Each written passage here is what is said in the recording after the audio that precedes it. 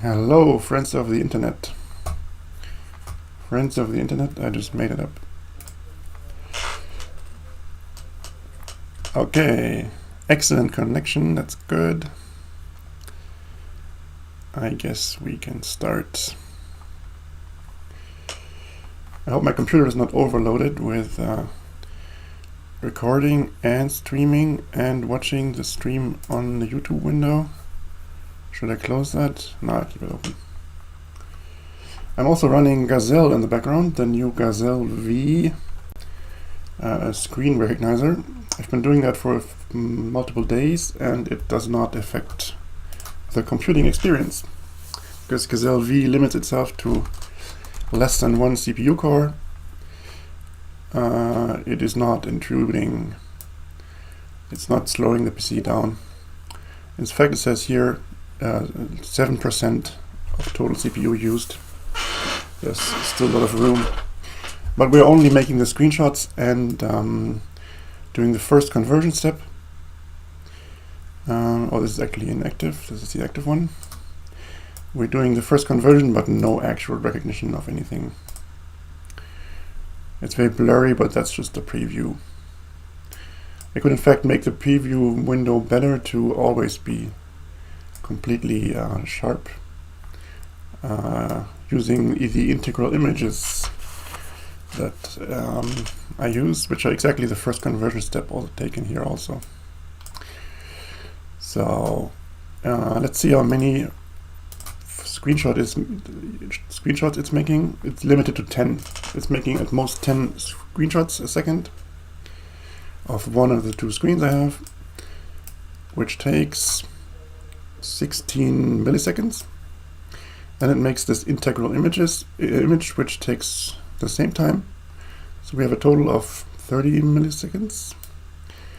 So we have 60% of one CPU core free to do all our AI analysis stuff, which is what I want to get into today. And yeah, I've been coding a lot on the semantic compression framework, which does these things, and it was a bit complicated from the code side, but we should have one part ready that actually does some useful compression. It's called grid codec. I realized what I make is a codec, technically a compressor and a decompressor in one program. So similar or the same idea as a video codec or image codec, just the fact that I use different algorithms. So this codec, what you pre-select is a number of rows you want to have, and it makes a grid of 20 rows over the whole screen, and the number of columns is calculated so the grid is approximately square. I think square grid cells make the most sense. And then it takes each of these grid cells and runs the compression search on them, and sees where it can go with that. And let's try to put it in the program. Also, we just want to make the user interface better. Right now, this log here is certainly not the best way to show stuff. So, are we editing already? Yes, we're editing somewhere.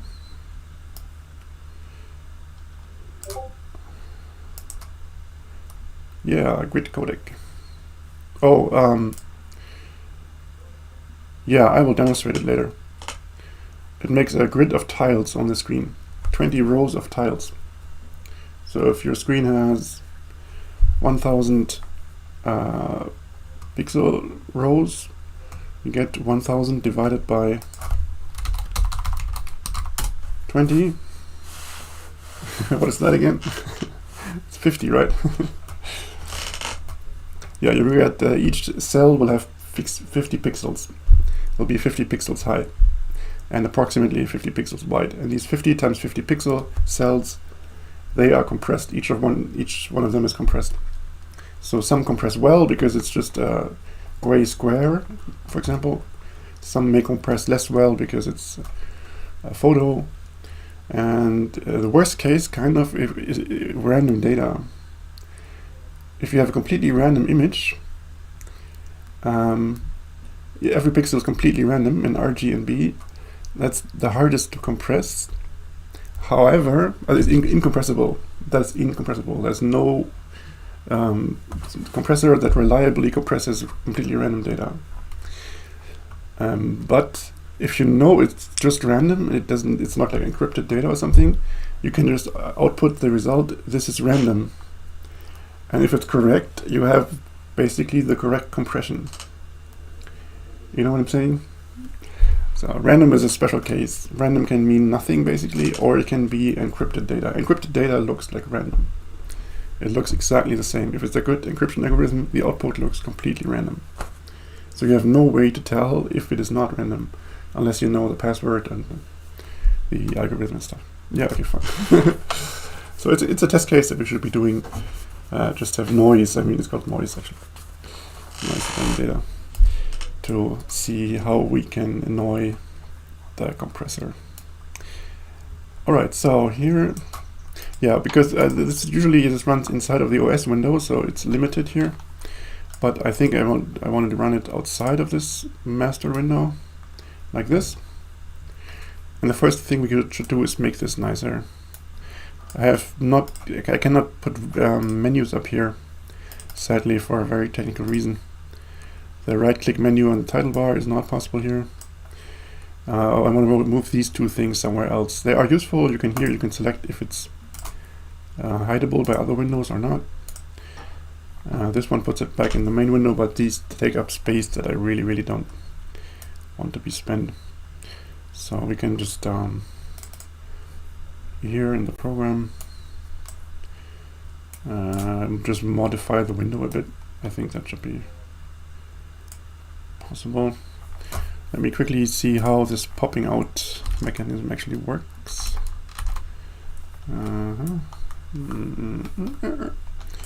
Move this here and that there, and move something else somewhere else.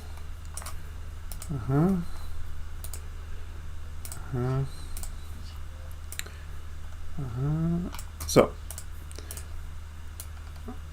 now I have the other screen here, right? No, wait, I'm confused. No, stream is still fine. Yeah, why is this showing the other screen? Oh, it's just an option that I have. Okay. Here, it's very uncomfortable. It's a very poor user interface. Okay, but you can select X and X1, Y1, W for width, H for height. And that's how you select which part of the screen is being captured by Gazelle. I mean, it's really not a nice way to change it, but it was the easiest thing. Okay, now I'm getting a bit of the other screen. That's too far, so I go a bit further, and then we have almost the right thing, I think. Oh, damn. Yeah, the right screen has, I think, this width and this height. Now we have the full right screen. That's very good. And I'm just researching something quickly in my own code to see how I can customize this window here. Now we can pop out again. Boom. I love this pop out, pop in. Sounds so cool. So I'm seeing if the module is being notified when it gets its pop out window, so it can react to that. I think it's not getting notified, which is a bit lame.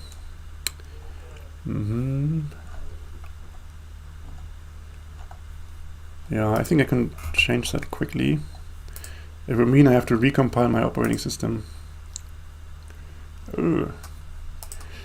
Do I want to do that in a stream? I don't know. Doesn't sound that smart. Let's try something else. image to matrix. It's one of all these helper functions for the compression I made. Is popped out. I think there's a method. Yes, here. Yeah, okay, let's do the stupid thing. And we just check whether it's popped out every second or so. And then we react to that. Okay.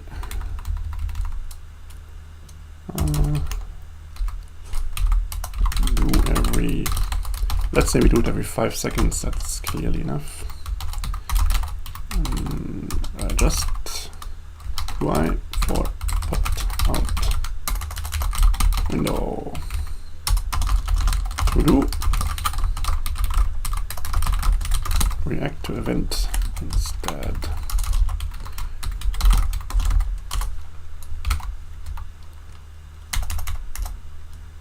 Bad hygiene. Where's my bad hygiene? Yeah, it's 2. Forgot the brackets.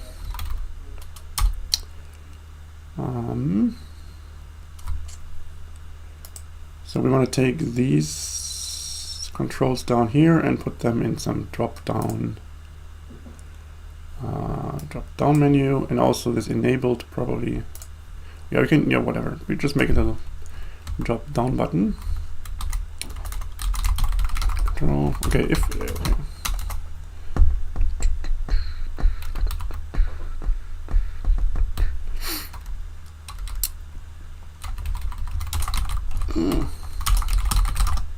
Restore this pop-down button somewhere.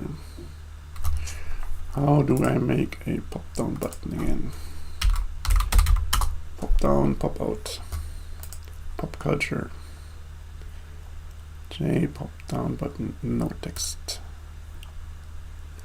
Yeah, it's just a J button. Okay, that was to expect it. So if we have no button, swing. It should also go. It should go in the UI thread. Swing UI thread. That's the same thing. It's the one thread that does all the user interface stuff. So if you do it there, let's say if the button is not there again, and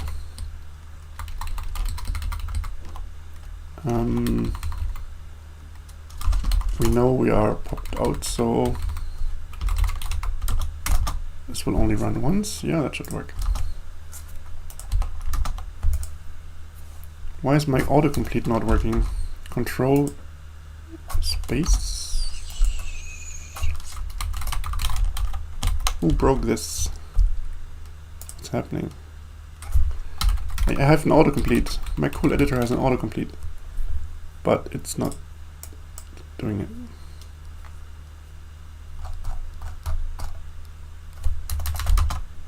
Okay, looks better. J pop down. No, not what? Now it's not working anymore. Oh man. Why do new bugs appear? That's not good. Okay. That's this.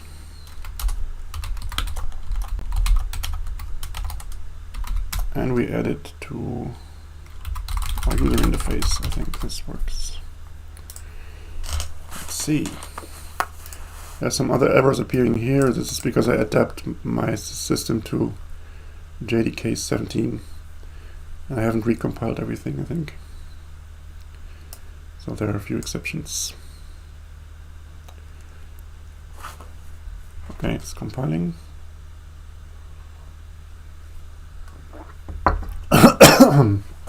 Sorry. It's reloading. It's good. It's popping out again. And yeah, there's our pop-down button with no entries. Okay, fine. Now we find these two guys and put them in the button, in the menu.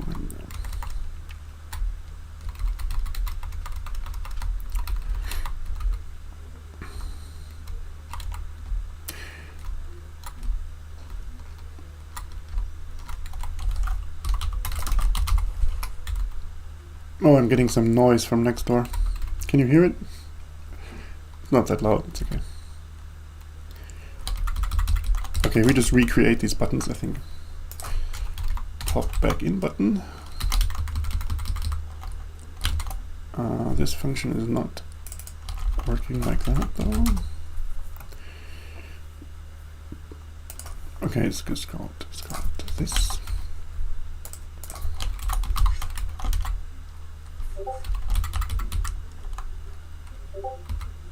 Oh yeah.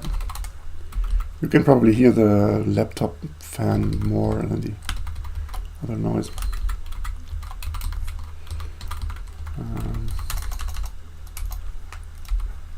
Pop back in, and the other one is a checkbox menu item.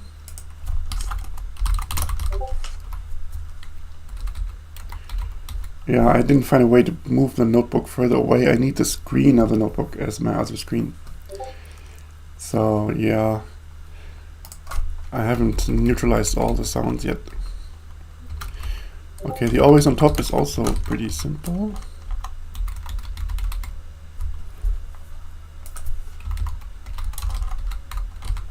This looks like this, always on top.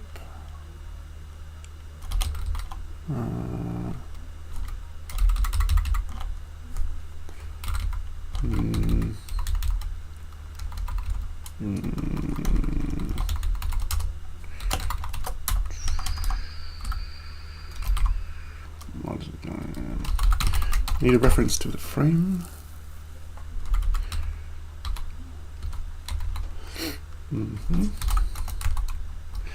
Frame may be a window.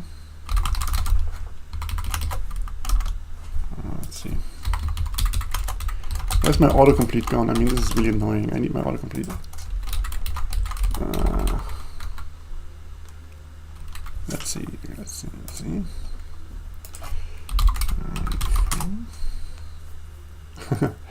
Yep, it's fast, I know. Oh, it's just a container, okay. Okay.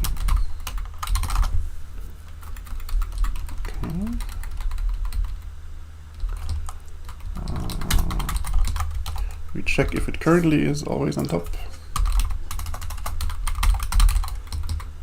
And the action is to toggle this. Yeah, I think that could work.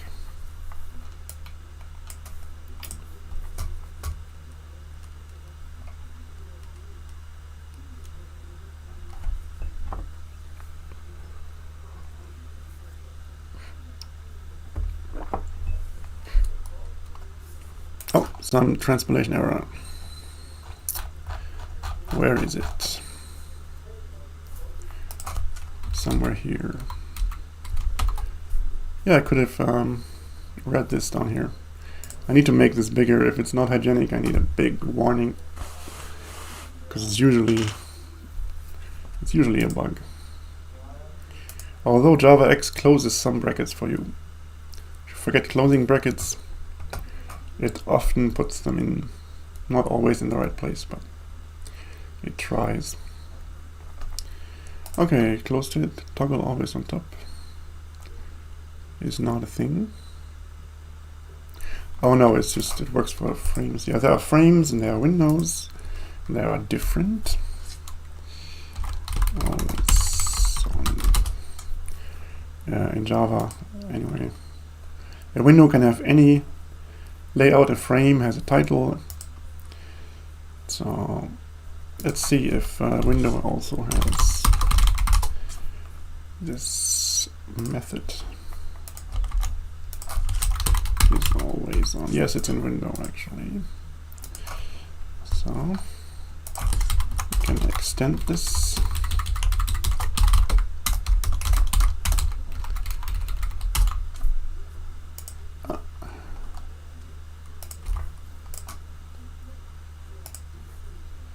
Here are my mysterious actions. SCF, standard function, standard class, medium transpile. It's a whole world of things I made up. Okay, let's fix this. Okay. And the same thing with toggle always on top.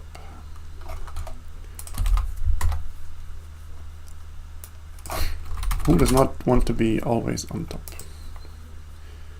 Okay, same thing. Oh, there's a violation of JavaX principles. We need to switch our threads first. Also, we need to handle null values. 2 JavaX principles violated. That's not good.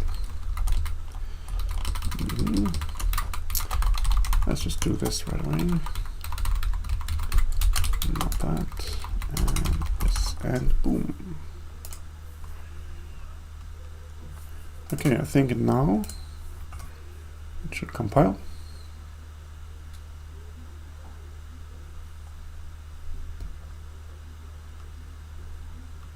Oh, the noise is pretty annoying. Oh well.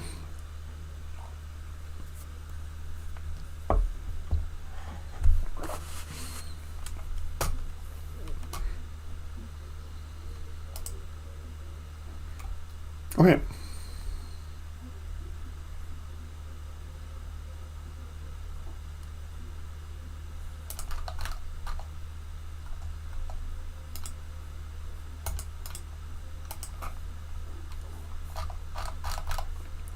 Where's the bug?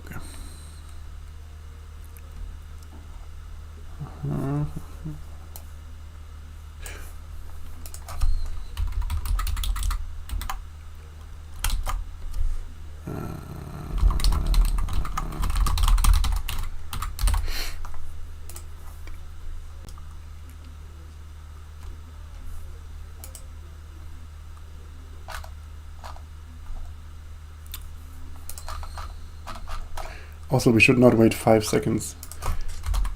We should wait 1 second. Otherwise, if it pops out, I have to wait up to 5 seconds for getting the corrected user interface. 1, 2, 3, 4, 5. Okay, there's the button. Let's try it. Always on top. Yes, that works. And pop back in actually also works. That's very good. Cool. Now we make these 2 disappear somehow, which means we have to find them first.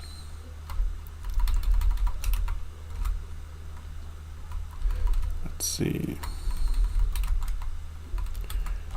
I'm gonna use component. Thanks. Desktop pane.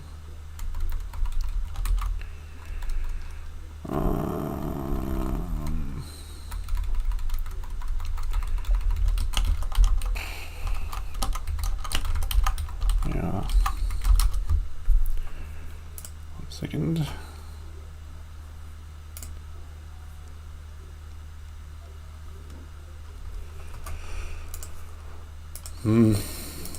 It's a bit stupid that these buttons get added and afterwards I remove them again.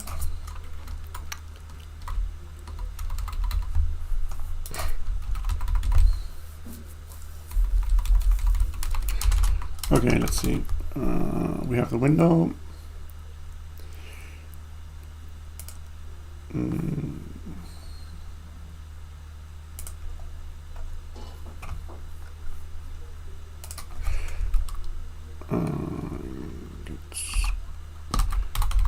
Get content.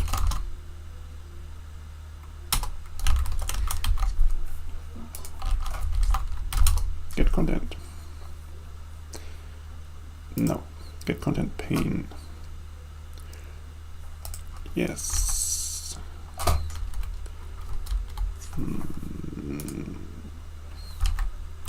No.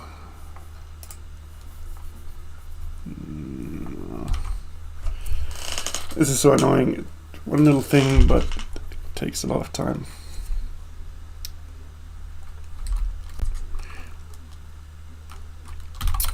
Okay, that's fine. Let's find a button. Can I find a button? I think I can find a button. Find buttons by text. Oh, absolutely, that's what I want. Find button. Yes, that's good. Find button in the window with the text. Pop back in. Pop back in button.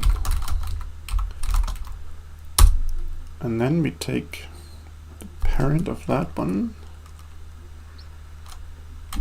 Parent. Okay, well, complete.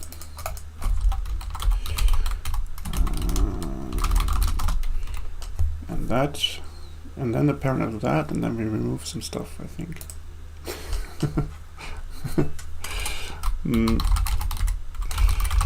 Let's try first.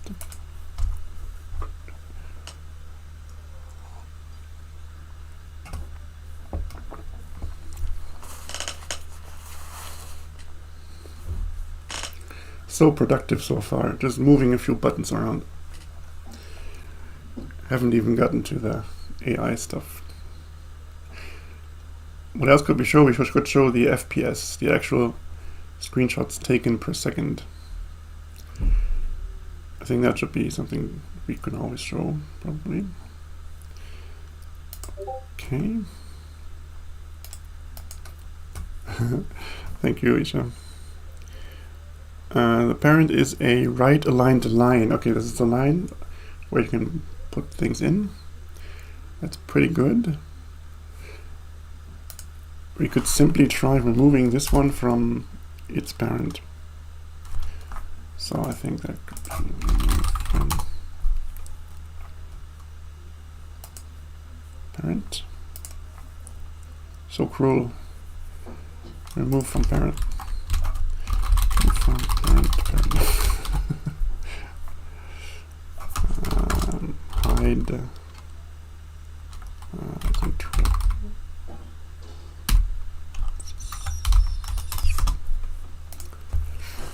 that could actually work.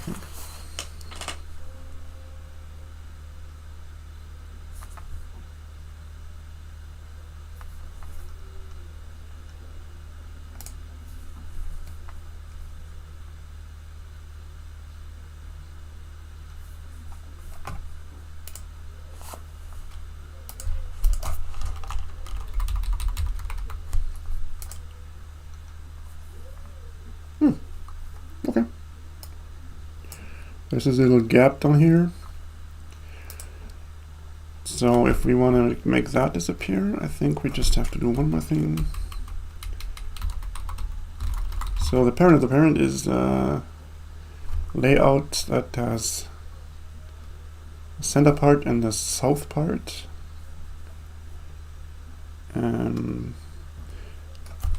So we replace that one. Wait. With the other thing. It's okay, let's forget it. We live with this little gap here, I guess, for now. Although maybe I can, let's see. No, it's too annoying. Okay, it's fine. So we have more space now. And let's show some stuff. The FPS maybe.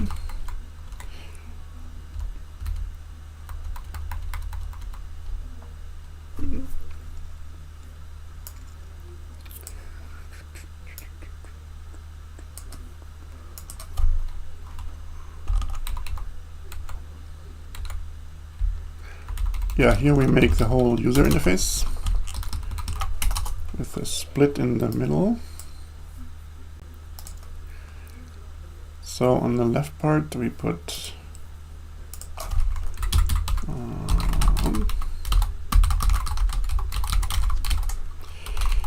top controls.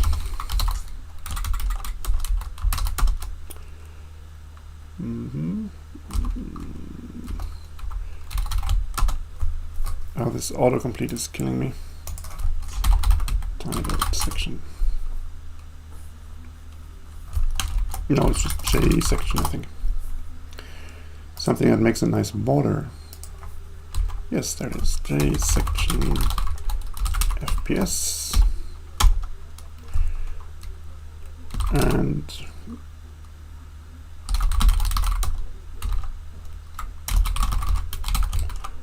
you can just select a field that is shown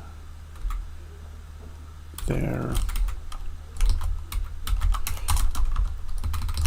or something like, I think this calculated field. We show the FPS in as an integer, right? We don't need the decimals. 10.5 frames. I think that's overkill. Okay.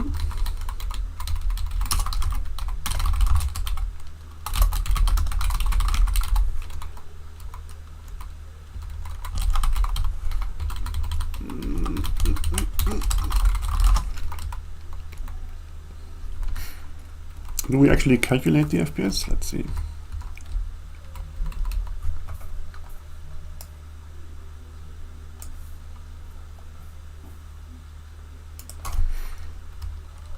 Where's all the calculation?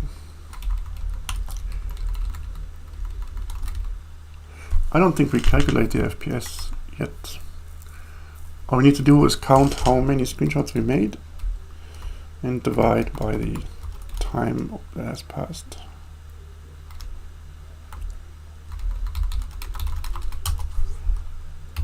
Screenshots taken.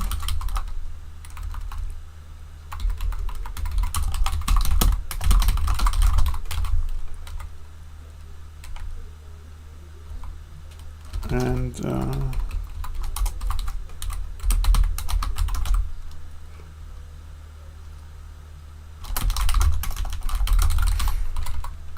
we calculate this.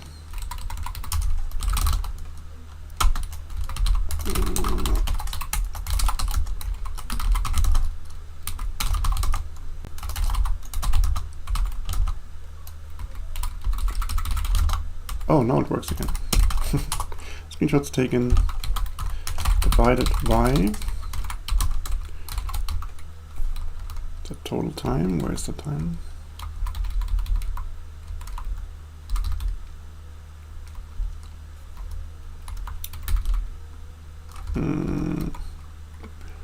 Loop started.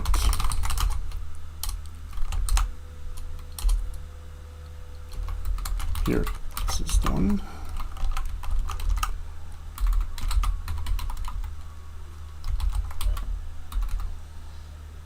Yep. Bad hygiene, see? You didn't warn me about the bad hygiene. Bracket here, bracket there.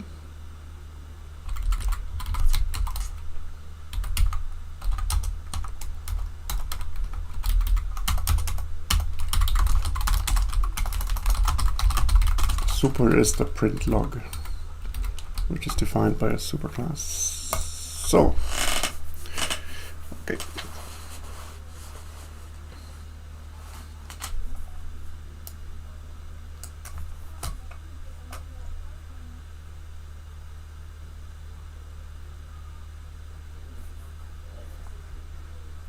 There should be a progress bar for the transpilation phase, compiling phase, upload phase, and reload phase. Calculated field is not a thing. Yeah, I think this. Calculate this, I guess. Calculated. Ah, yeah, okay, that's what it's called. Live value.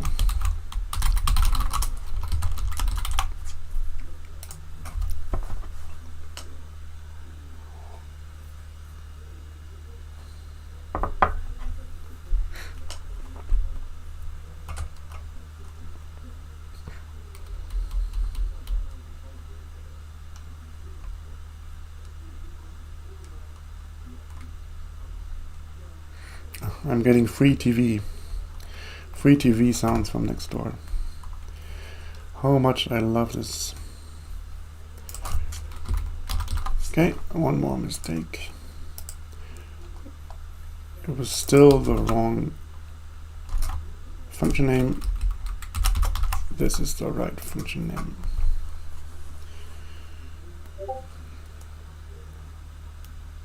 Yeah, I might need my special weapon. Wait. My special acoustic weapon. Power on. It has a voice too. Here it is. Device connected. Device connected. Voice that my phone said. No, don't switch, brother. I don't care. Okay, 10 FPS. There we go. Now I just want it centered. Calculated centered label. I could have done that right away.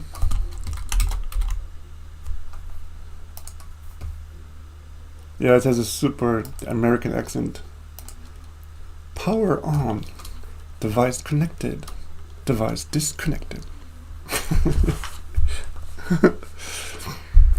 Yeah. I don't know where the company is from that makes this, but they found an American voice actor.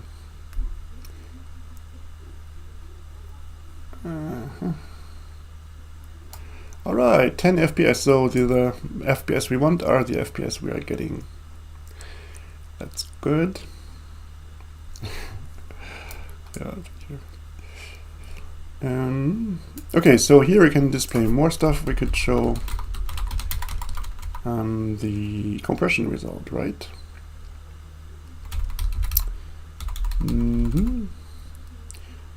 Yeah. Sure, why not? Why not split grid to? Yeah, grid is spaced evenly. I mean, everything has the same width.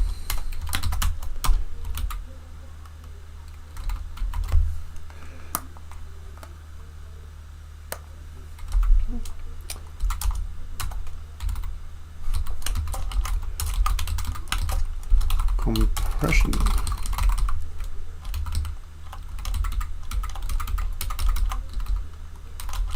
Yeah, the noise reduction is not completely blocking the noise from next door, but it's blocking my own voice, which is a bit confusing. Wow. So how many images are we taking? I think just one. We take the last screenshot here. The idea was to have one recent screenshot and one older screenshot, and compress the older screenshot more. And also you can take the older screenshot as a basis for the compression of the latest screenshot. So if they are the same, for example, you can detect that quickly, or if something is moving around, you can also correlate the two screens. But I don't think it's in the program yet. We have the last screen. And yeah, I mean, this is changing too much, so I want to select one screen and compress it for a while. You could put like a new class here, class compression, and we put all that in there. So we can have multiple compressions going on at the same time.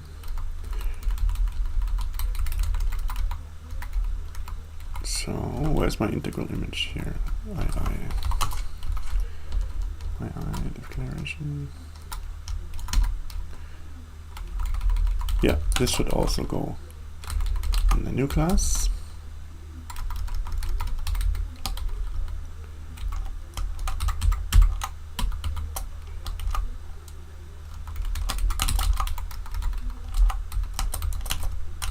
This would be the full image.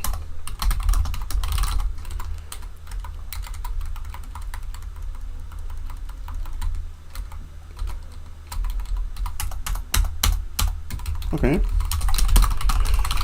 So then we have this long-term compression.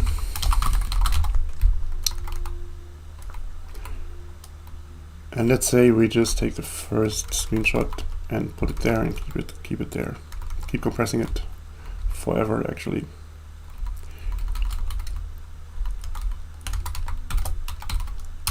If there's no compression going on.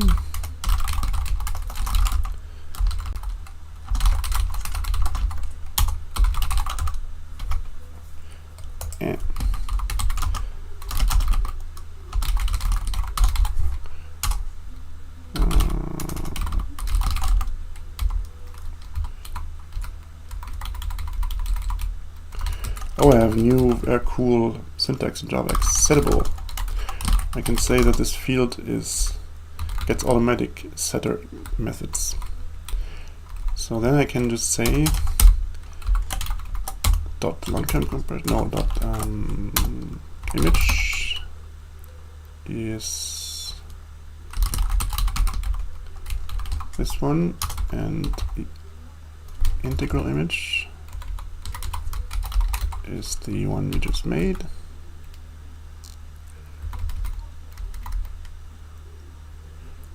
There.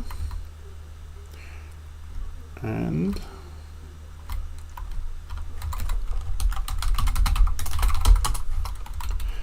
yeah, the actual compression, what is it? What kind of data type is it?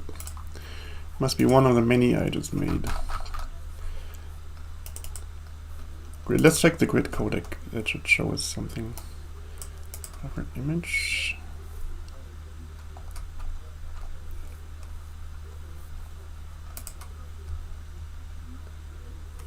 Oh, we're not starting with the integral image. We're using the regular image format. Doesn't matter though. At one point we're getting this kind of object, compression search. And this one will also show us the compression level we achieved. For sure.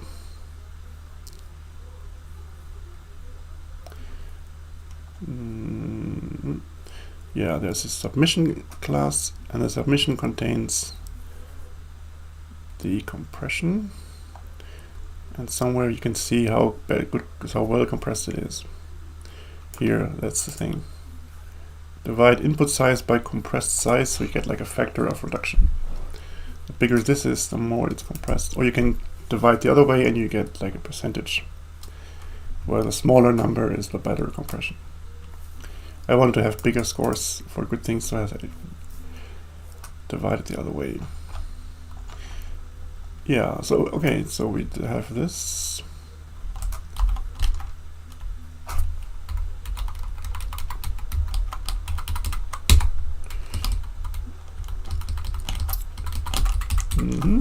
Long-term compression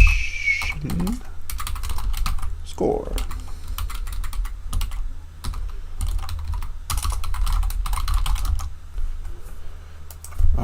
It's annoying with autocomplete. Long-term compression score.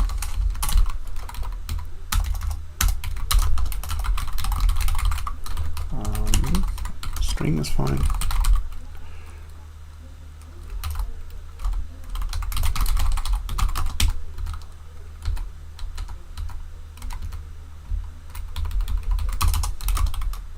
Score.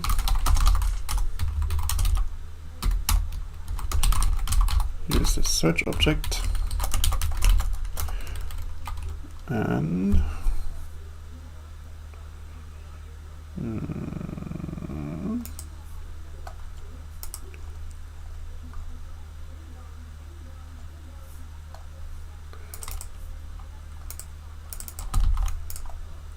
yeah, I have to get the submission first.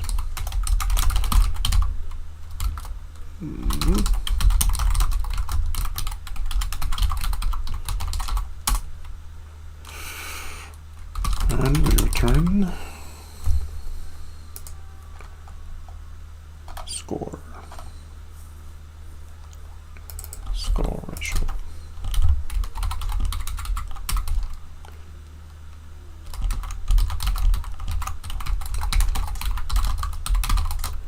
Oh, we say it's not compressed yet or whatever.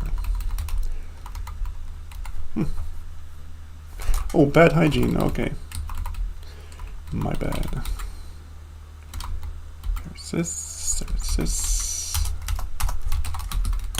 Now, where's the bad hygiene?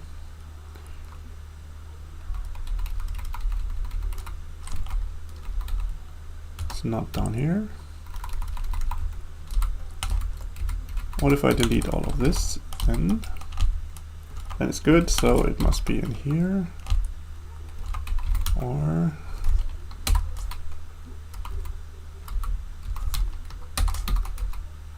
there. Good.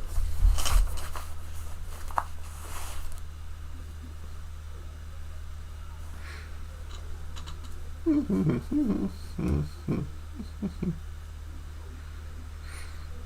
I want to have an office, as you know. For years I said I need an office and it's gonna help me so much. And I had a bit of an office sometimes. But now, after COVID and everything, home office is such a normal thing. So I don't really feel I need an office anymore. But it would be nice to have less noise. I mean, that's one thing. And it would be nice to have people around who are also productive and not just hanging out. Because that changes a lot. What the heck did I do here? I did something very wrong here.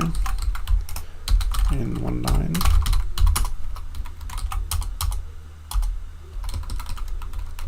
Ah, yes.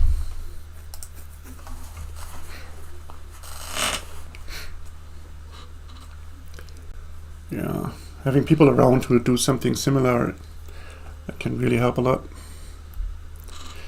That much is for sure.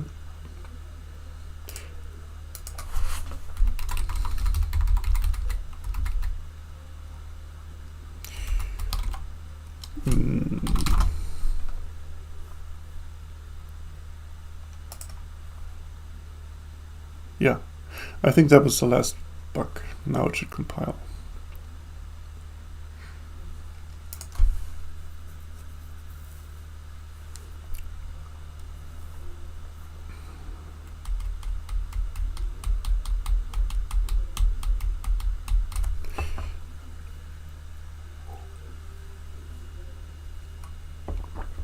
My poor machine has to compile while doing all the streaming and everything. So it's a bit slower. Okay.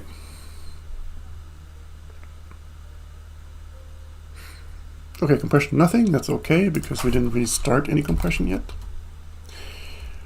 And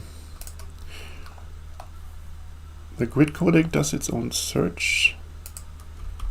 But you know, there's always the trivial compression. You want to compress the images into actually Java source code, JavaX source code. And the trivial compression is to take all the pixels.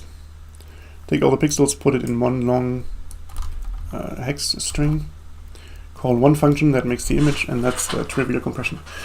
So we have a baseline against which we compare the better compressions.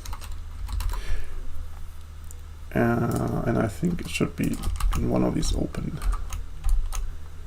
tabs here, like one of the 5 trillion tabs.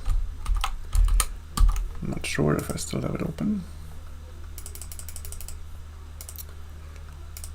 And I'm not exactly sure what to search for either.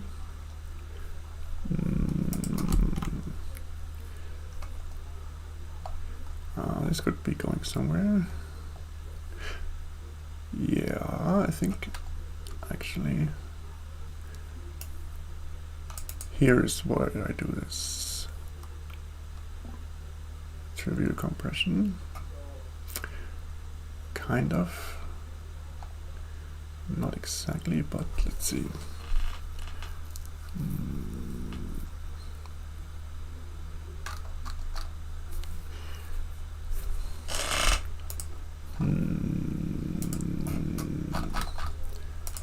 Trivial compression, was that the name? Yep, but it says old. Old.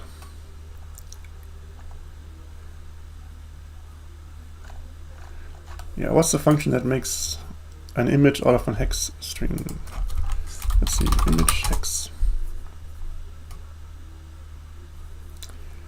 Nope. Pixels to image.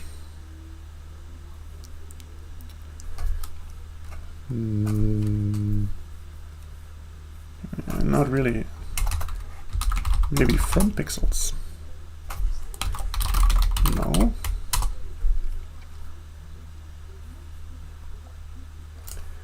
Okay, this is the one direction from the image to the pixels.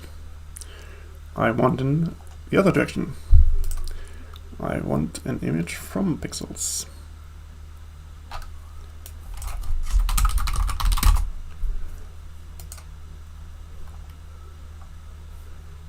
Okay, that will be this.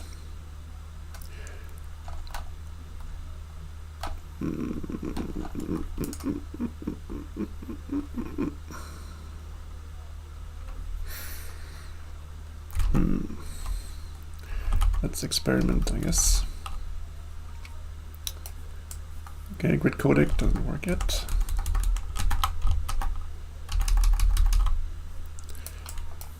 Okay, shoot right screen.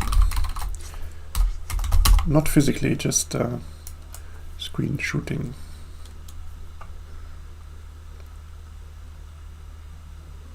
Okay, that gives us an image. Okay. And now let's say pixels. Okay, image. Pixels of, what was it called? Buffered image. Hi, did you?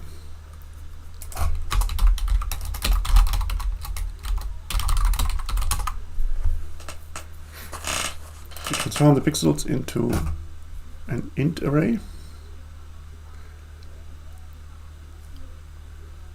Yeah, and that's 1.3 million ints.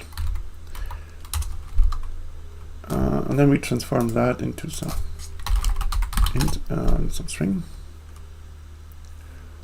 Ints to hex with line breaks. Oh yeah.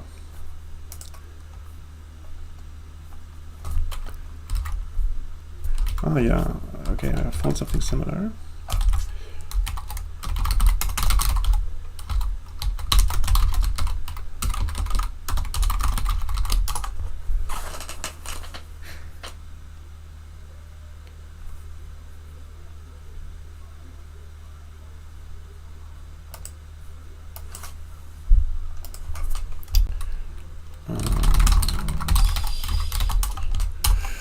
Just a simple conversion here from list to array.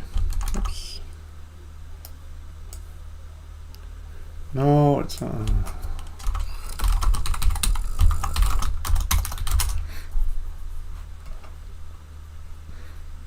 int list by list area web areas list. There.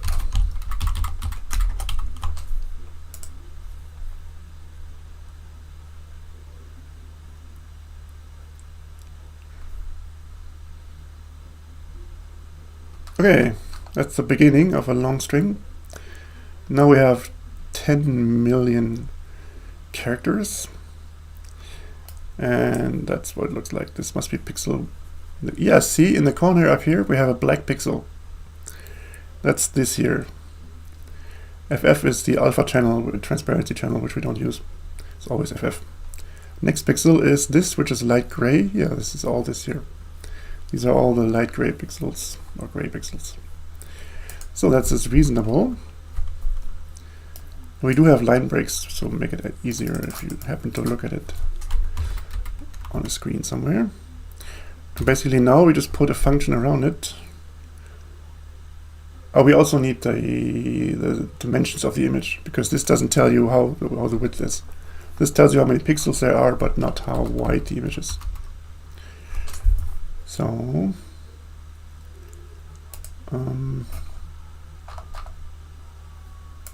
yeah, let's make a new function here.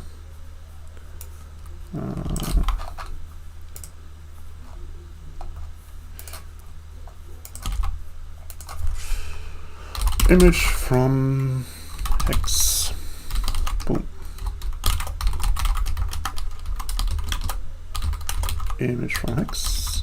Let's have the width and the height. We could calculate the height if we have the width and the pixel count, but I think it's nice to show both in the beginning. It wastes some space technically, but who cares? Pixels hex. And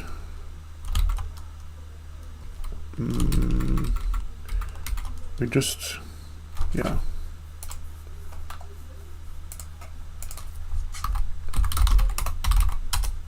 Convert back into the array. Ints to hex. And I think it's missing. We have x to bytes. Almost the same thing. Yep. Hex to ints.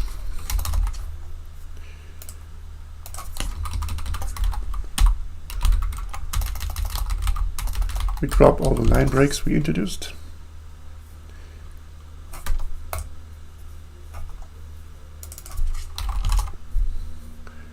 And then we need to make this function. We could make it efficiently, or we can just fake it. Convert the bytes first and then to ints. What do you say? Should we fake it or make it efficient? We should probably make it efficient, right? Let's make it efficient. The length is divided by 8 because 8 characters are 1 int. And then we have this.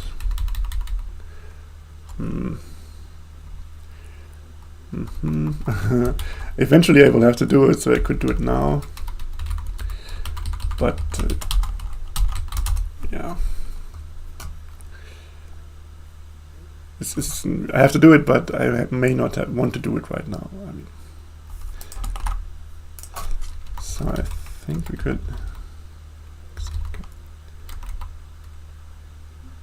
Why would this be less than 0? Here we are converting a character into. Okay, it returns -1 if you have a bad character. If you have something that is not a hex character.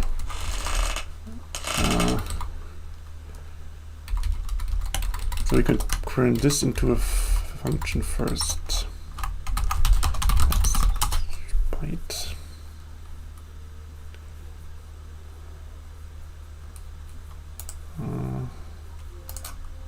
Parse hex byte. No, not really.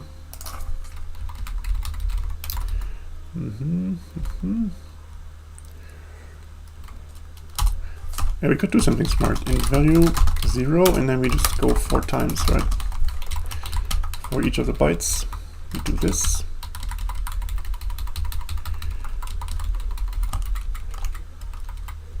That's 2. And plus j. No, 5 times 8 times plus j times 2 plus, yeah. That's the 1 plus 1. And we put this into the value here.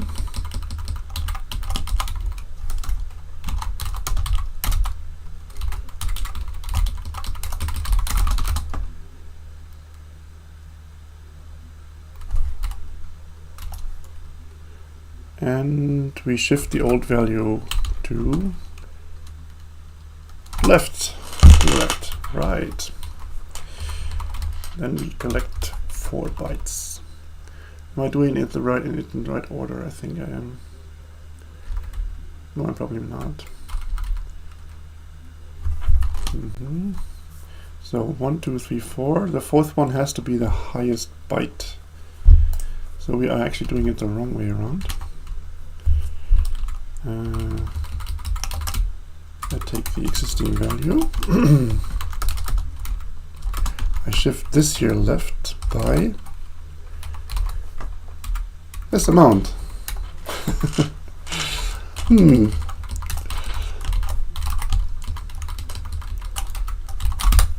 I think it's correct, but it doesn't mean that it's actually correct.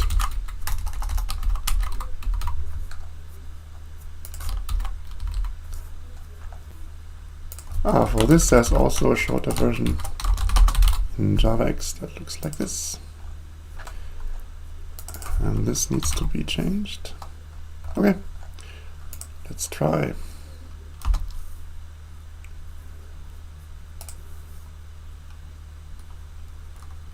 Well, it compiles, that's good.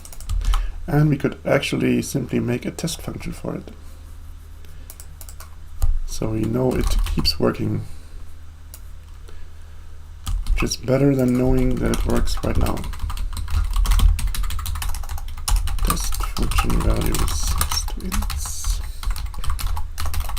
And let's take our example, I guess.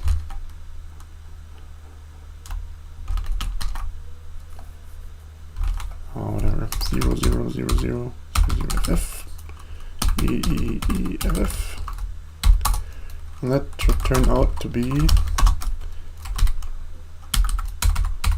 this integer array. This.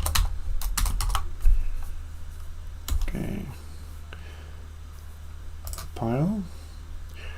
Yeah, there's a new link here where I can run this function right away through Gazelle. Cool, right? It will compile it from the latest version, run it, and show the results.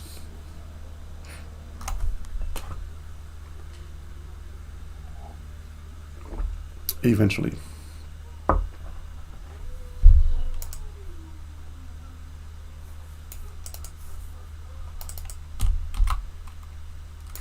Oh yeah, it's another change I made. Thank you.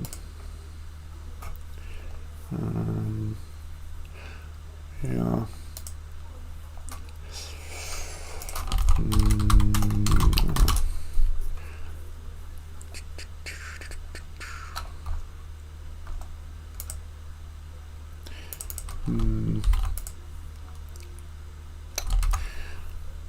No, I did something stupid.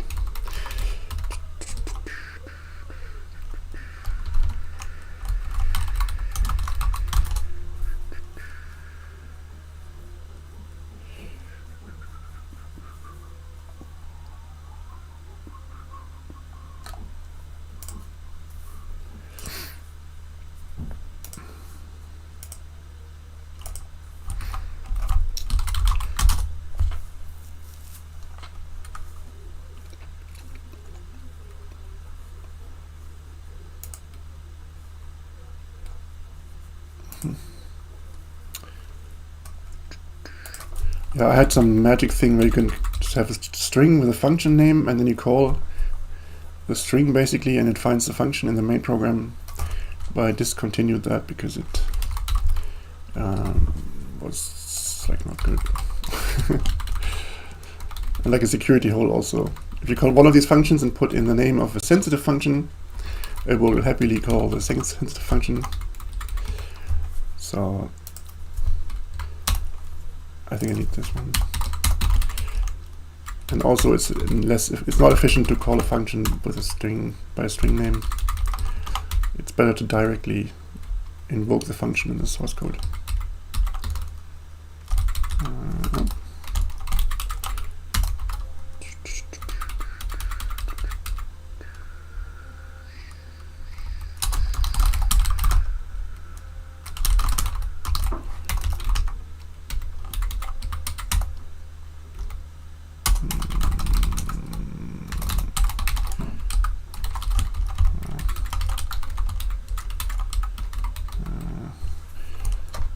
Bad function name and everything, doesn't matter at all.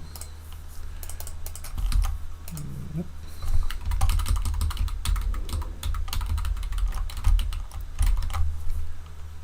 Problem.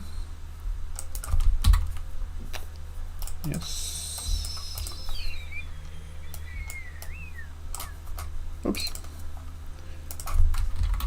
This.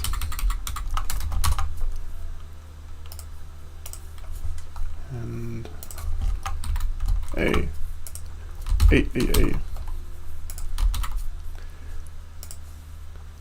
Don't tell me I did something wrong. Just fix it for me. One day when we have AI that helps us code, it will just find these stupid little things. Yeah, you write F here and then you write F name down there, but it's pretty clear it's the same thing. So the AI should fix it for you.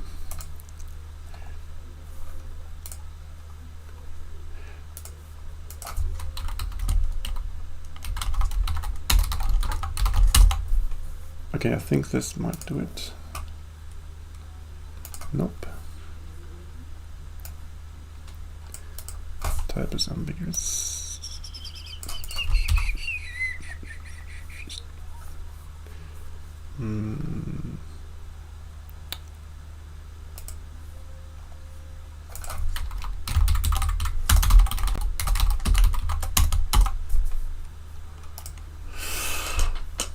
Okay.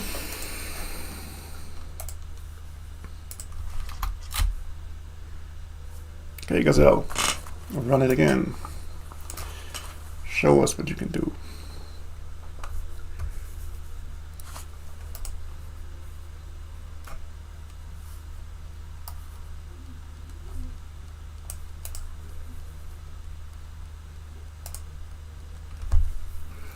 Hex to ints. What am I doing? Hex to ints.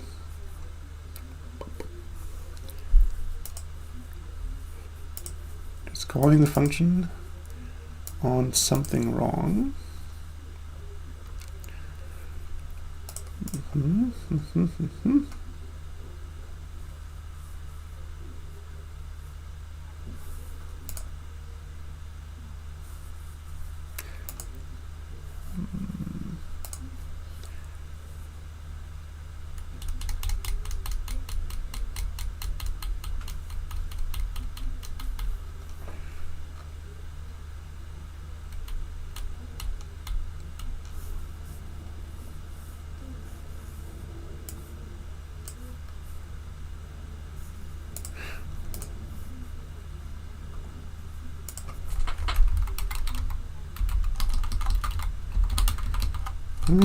Confused about this, but doesn't matter.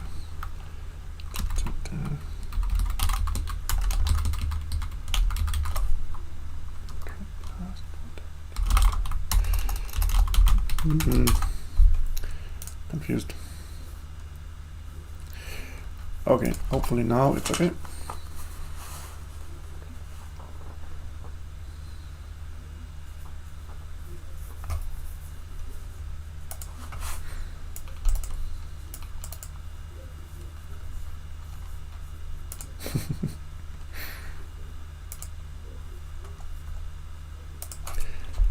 I'm really not sure what I did here. This function is strange. Test function value. It takes a function, it takes an expected value, and it takes an input to the function. Oh no, it's calling the function on multiple values if you want that. Okay. Okay.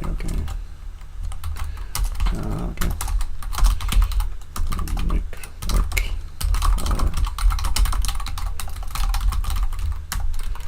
Yeah, I did break something recently. I know it's not that good. Could fix it in another way though, I think. Yeah, I think that is better.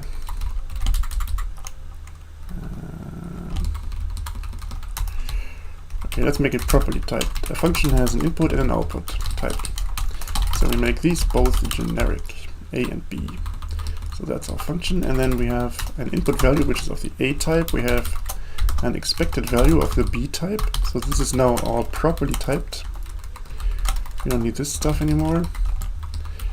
And we don't need any of this. We just say we call the function directly. We compare with this. And that's it.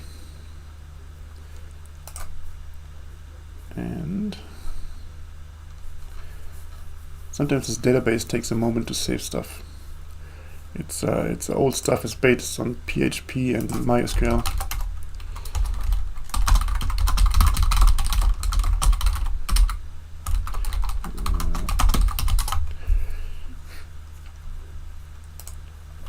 It's kind of good to have the code repository not run on JavaX, because if I change something in JavaX, which is so dynamic, it always uses latest versions and it breaks, and I don't have a code repository anymore. So the code repository should work on some stable version of the code. But if it works on PHP and MySQL, it's fine because there are no changes there. It's a bit funny when you build things in multiple levels like this. If the lower level breaks and the higher level, or if the lower level depends on the stuff in the higher level, it's all recursive and it can completely break. I had this like 2 days ago a little, because this HTTPS thing here is running in JavaX. But if this HTTPS is not running, then JavaX breaks, so it breaks itself, kind of. I don't know if I explained that very well, but it's kind of funny. Test function value. Now I want to see results. Come on. Does this compile anymore? No, it doesn't. But now we are fixing it. Now we can fix it. Come on.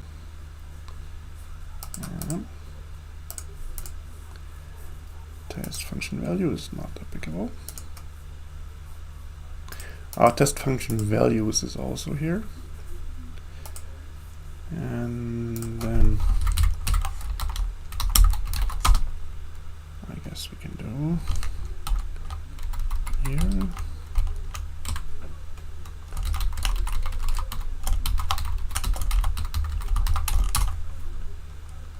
Maybe this. Or maybe not. See, I wanted to make some image recognition. Now I'm stuck with this lower level random stuff here.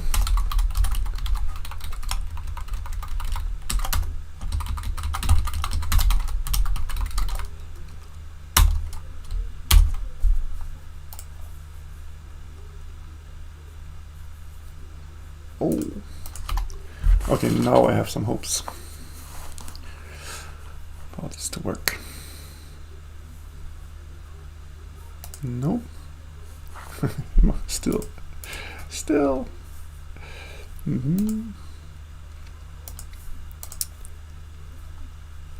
Okay. Okay.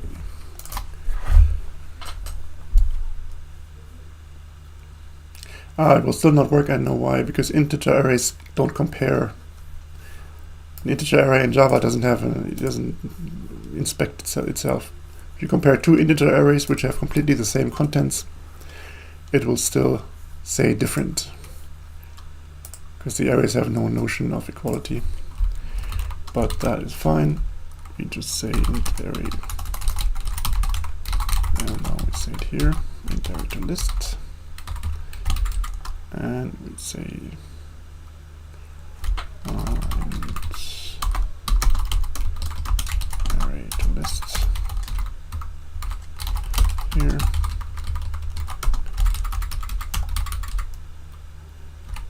And maybe now.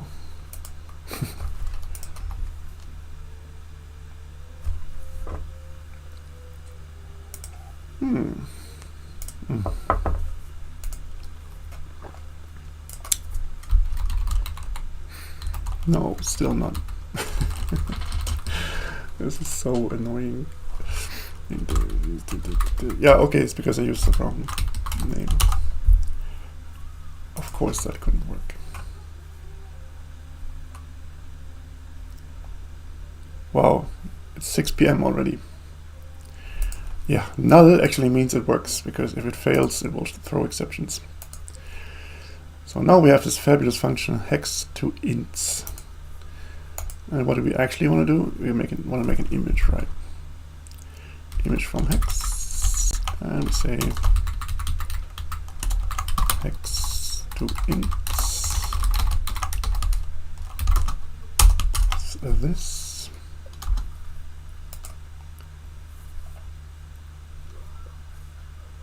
Okay. And let's try it. We have our hex string here.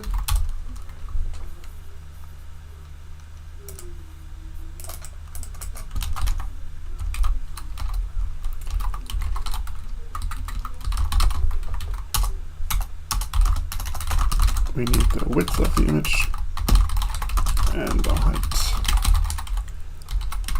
And we show the reconstructed image, which should just be the screenshot again.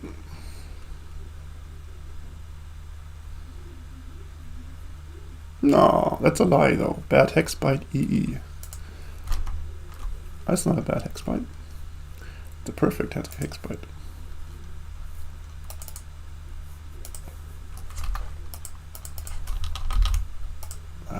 That's a lie. Wait. Computer's lying to me. That's not good. Bad hex byte. Okay, yeah, this is correct. Okay, first of all, it's showing the wrong message.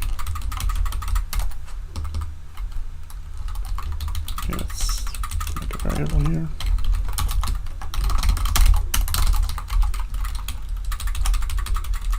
This one.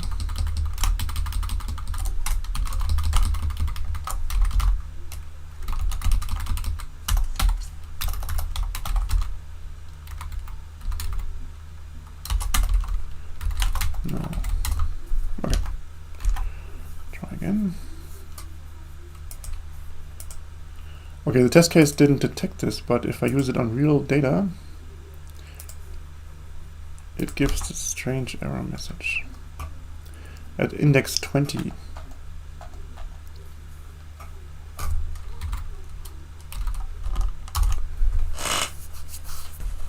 Let's try again with the actual corrected error message. In the background, Gazelle V is still working. Okay, it still has the, oh yeah, sure. I put the line breaks in, and I do not filter the line breaks out again, which is what we made the other function for.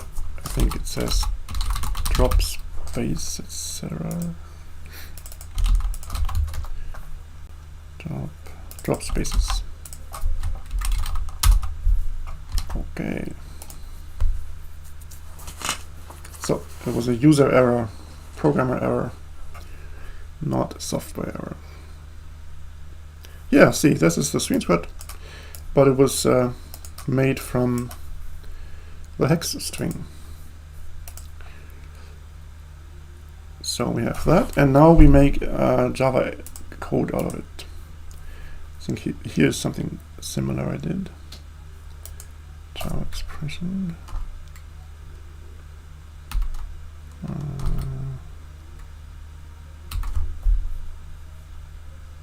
Yeah, let's copy this and see.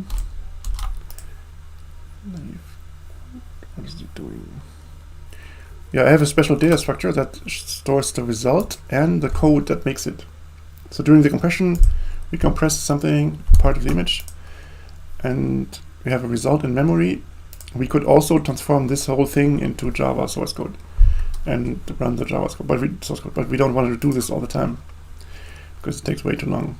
During the compression, we just simulate all of this, and when the compression is completely done, you can say output, and then you output the Java source code that decompresses the image. So because that's a useful thing to have, and the length is also calculated beforehand, so we know how long this source code will be, and we can generate it on demand. And that's what this one type is for. It's called Java Expert or something. Oh yeah, this kind of, yeah, it's not very interesting. You can say give me the result, and you can say give me the source code that would give this result. It's a kind of cool data structure. It has these two levels. So here, yeah, and with this function I can make this kind of structure. I give it, basically I construct a function call. I construct a function call that calls image from hex, and naive quote puts quotes around it, but it doesn't escape anything inside the string, because we don't need that here. Save some time. Inst hex, we already did that. We just put the hex string in here. That's our function call, and the direct result would be the original image actually. So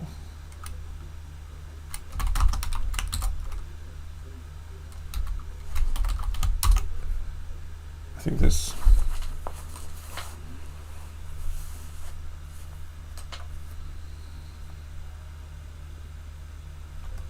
yeah, image from hex, bracket, quote, and then the super long hex string, and in the end it will have another quote and end bracket. So we actually generated JavaX source code which will reproduce this whole screen, and it is very long. It's like, yeah, what was it? It was 1.3 million times times 8, I guess.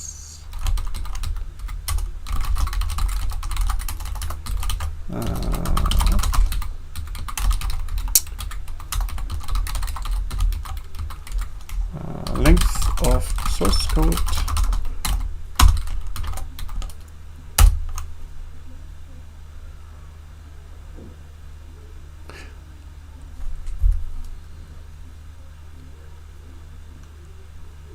Yeah, 10.5 million.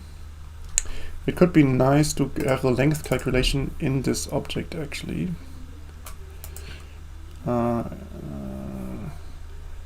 That's pretty nice. Let's do this one. If I want to know the length of the source code length.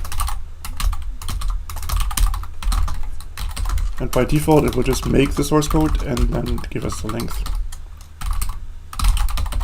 But you can also re-implement it to have a faster method if you happen to know the length in advance.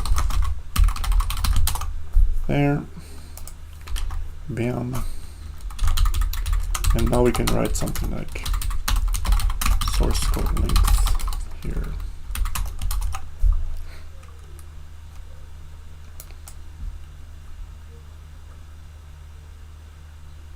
No, we cannot. Why can we not? Just wait this. Oh, I put it in the wrong spot actually. Should have put it in the interface. Here. Here. So this is something nice you can do in JavaX. If you want to give a class multiple names, you can say an actual name and then rewrite. So people can use both names, but in the source code in the end it only uses the actual name. That's super useful. That's super nice.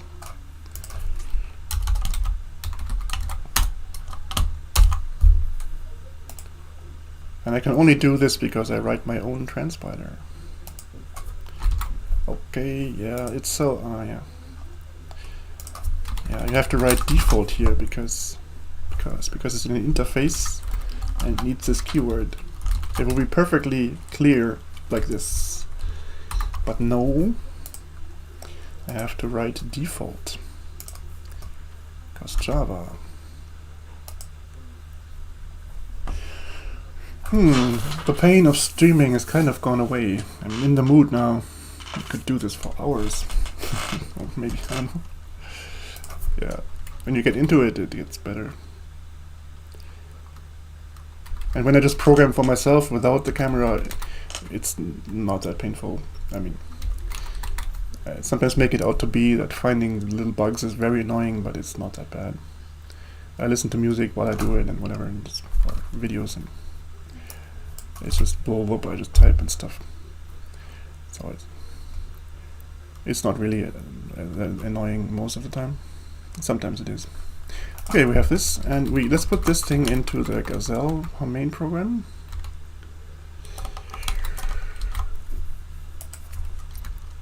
Because that's the first thing in the compression, is doing the trivial compression. The image we have already.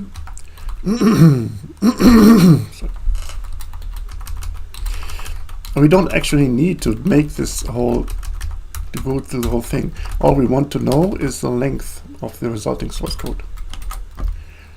If we do the trivial compression, because we're not going to do it actually. It's useless to make this 10 megabyte source code for nothing basically. But we want to know how much space we saved when we do the actual compression. So we can just calculate this here actually. All we need is the length of the function call, of the function name. Yeah, we can make a little function that calculates the length. Calculate length of function call with this here. And we say +2 for the quotes. Length of hex.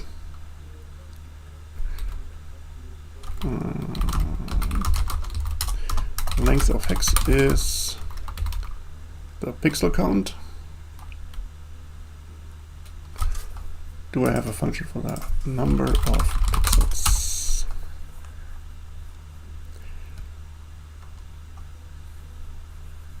total pixel count. Sure. Of the image times 4.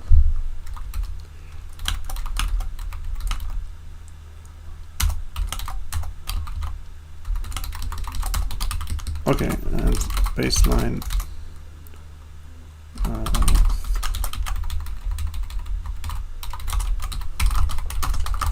length of trivial compression.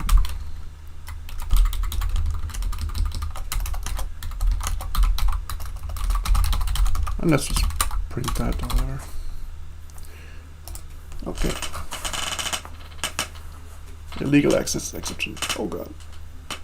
There are now illegal accesses within Java. If you try to mess with the JDK itself in the Java program, it gives you illegal access exception. There's some reasons for this. They don't want people to depend on internals of the Java engine, so they say, you cannot look inside. Only what's declared public in the API that you can use, and it's not needed in that many cases anyway. It's kind of okay that they did this, but since they did this in JDK 11, no, JDK 9 actually, since then this illegal access topic has popped up again and again and again, because I did some things that relied on it to fix some Java problems. Calculate length of function call is not defined, of course, because I didn't define it. Okay. Render function call.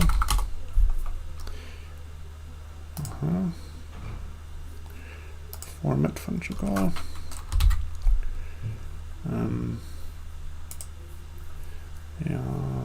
Yeah, okay.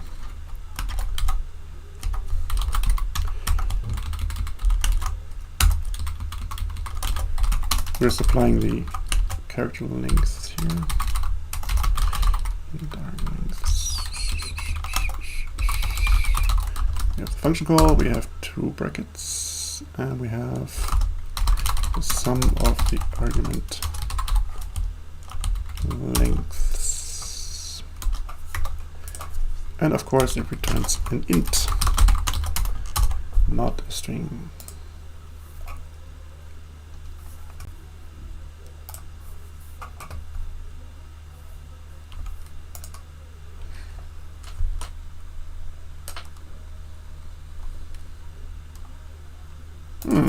Oh, now this is another bug. This is the hourly bug that occurs every hour. So every hour something is reloaded, and if that exact moment you compile something, it can give errors. It's another bug I brought upon myself, but I just have to reload and it's fine. Int sum is long. Why don't we have a normal int sum? Int sum of integers. Oh, okay. We almost have it, but it doesn't take arrays.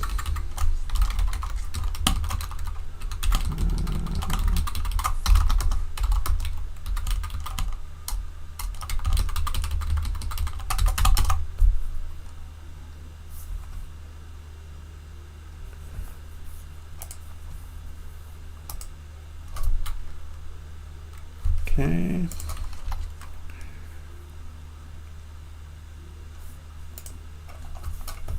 Okay, I'm seeing another error on the other screen.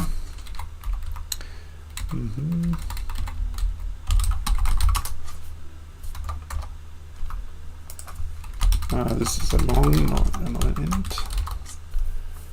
And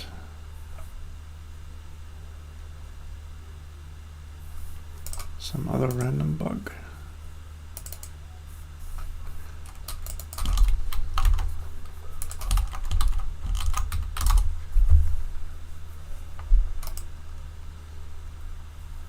Oh yeah, that's stupid.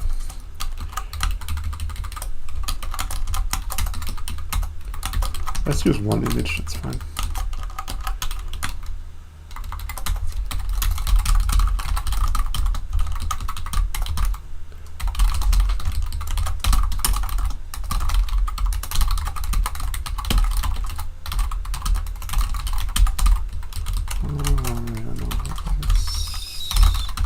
A null image has size 0, right? An image that doesn't exist as size 0. At least that's a reasonable assumption.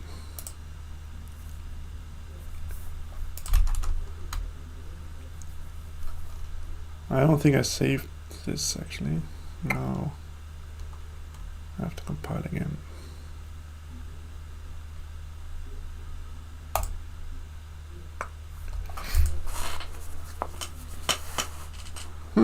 40 minutes remaining. I really want to get to at least some compression. Let's get to some compression. Get initial functionality.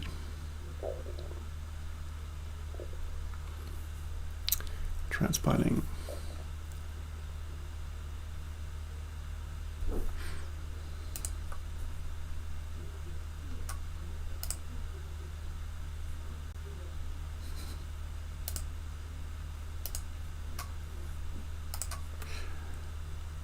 Is it transpiled yet?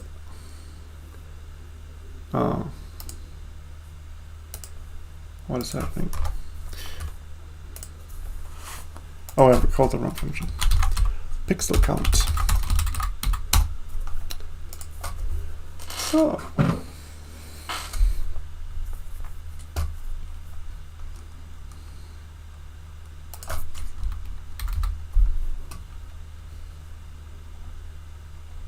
Okay, how can we get the grid codec in here? Let's see. Grid codec. So I made a forward and a backward method. Well, the second one is not made yet. Forward is a compression and backward is the decompression. So that makes it a codec. Okay, now it transpiled, that's good. FPS 7.8, okay, it's going down a little. Yeah, it's just loading, it's starting up. Java has to optimize the code again because the module reloaded. So it's new code, so the JVM has to optimize it again until it gets to full speed. And the baseline length, I think, should be appearing here now. Oh no, we didn't start the compression, in fact. Long term.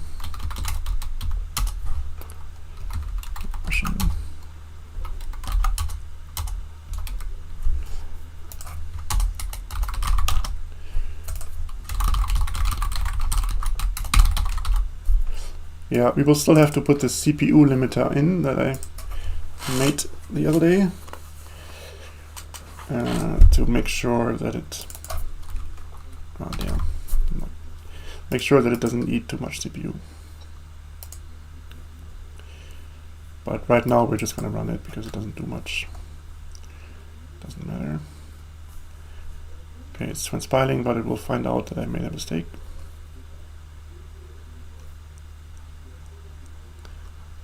Come on. Yes.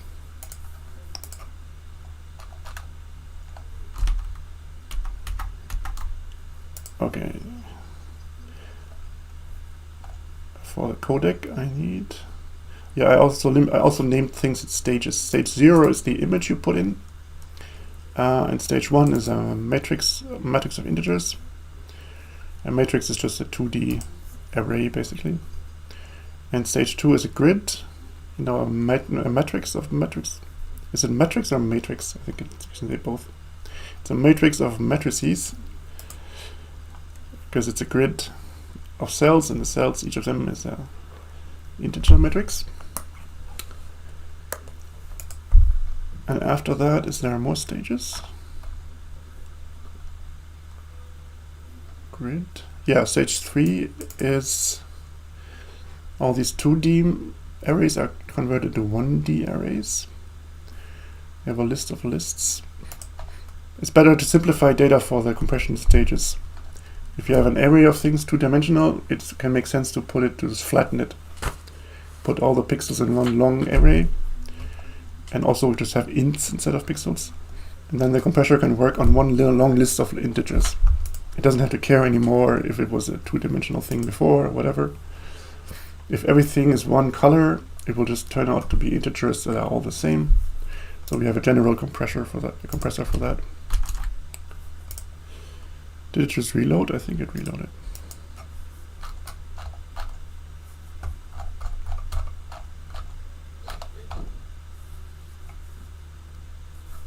Where is my print thing? It should print this here, baseline length. That's what is happening. Let's reload.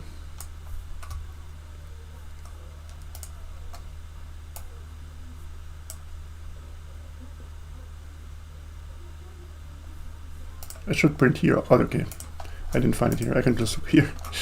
Baseline length, there it is. It's I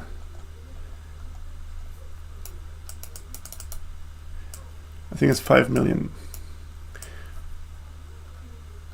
Is that big enough? We're taking only one of the two screens.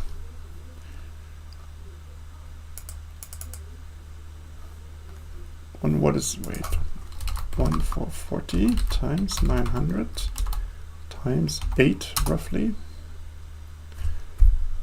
That should be twice as much, and it's because I'm stupid and I forgot to multiply by 2. Okay. Okay. So let's put the compressor in. Let's do the fun stuff. Make new codec.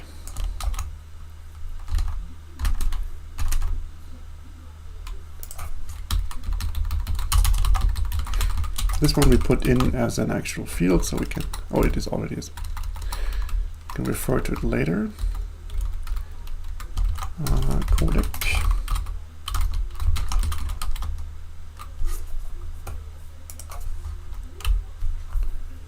Yes, now it's 10 million. That's good. There's our codec.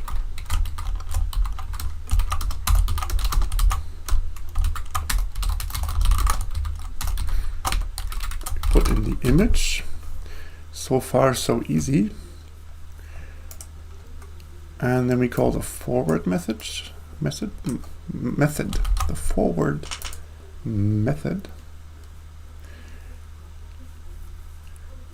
which will do some stuff, and it's not CPU limited, but we can put that in later.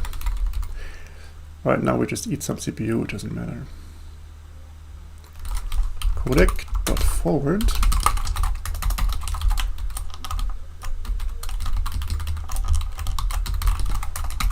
Search.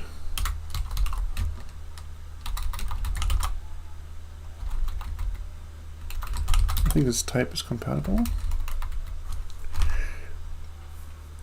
So the forward method does all the initialization and sets up this search for each of the grid cells. But it doesn't do the whole search. The whole search is a probabilistic action, so you can run it step by step, and you can see, you can choose how long you run it, how good the results are supposed to be, and the probability will go down as you run it to roughly show you how much more results are to be expected.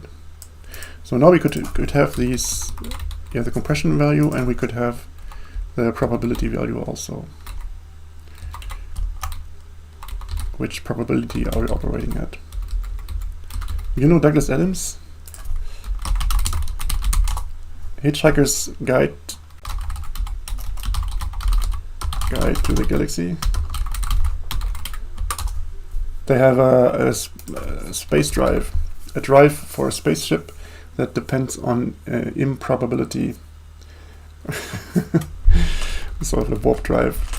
So they can reach the end of the galaxy, but they have to endure some very improbable events. So during this warp jump, very crazy things can happen. The faster you fly or the further you fly, the more improbable the things that can happen. So they do this warp jump, and some crazy things happen. This is the same here. It's a software based on improbability or probability. So they have speeds of improbable, extremely improbable, ridiculously improbable, something like that in the book. Compression and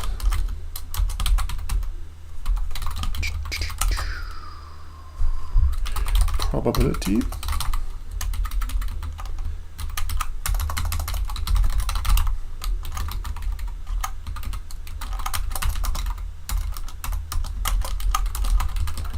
probability.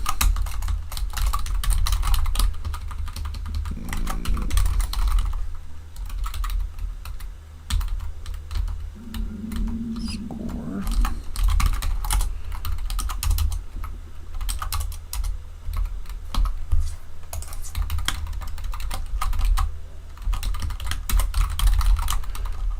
The probability is in the search.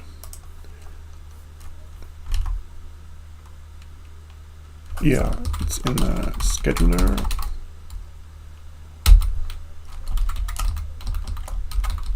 Yeah, the search is a scheduler, which is this probabilistic execution thing.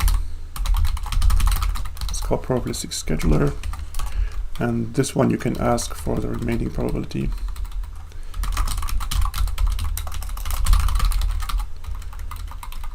Somehow.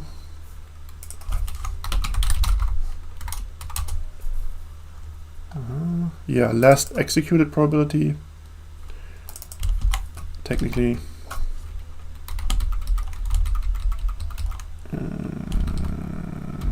Circular.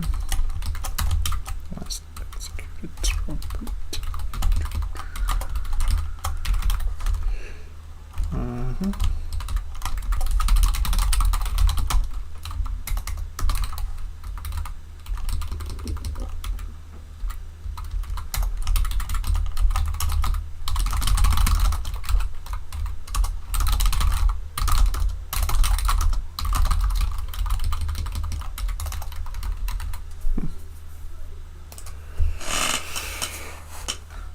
So it starts at 1 and it goes down to any small value that is always bigger than 0. The probabilities never reach 0 because it doesn't make sense logically. Or I decided they don't. They can get very small. You can always apply a factor in the search where you get to the really improbable stuff. So it's maybe 10 to the power of minus 20 probability, but it's still above 0.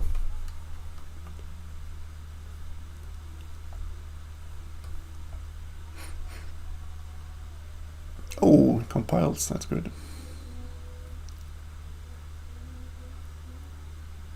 Okay, probability 1, that makes a lot of sense.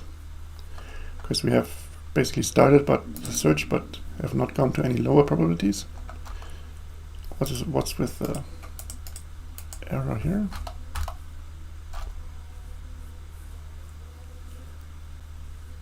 Yeah, in the grid codec there's actually a problem.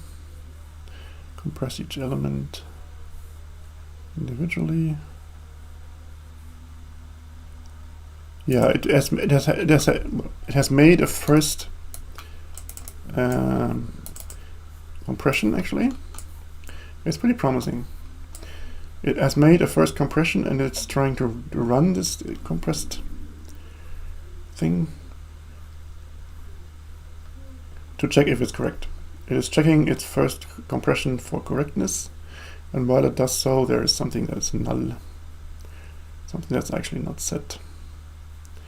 Compression regime on decompressor. Compress each element individually. Let's see. Where is that?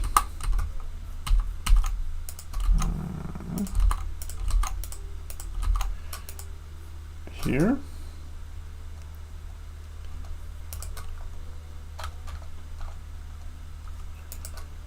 Get rendered elements.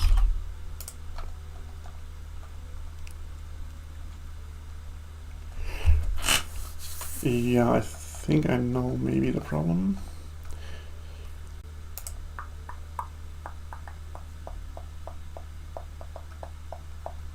I could show you the grid first actually, because Isha asked what this grid is supposed to be.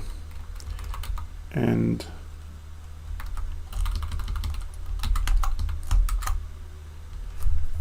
I could show you that. Wait.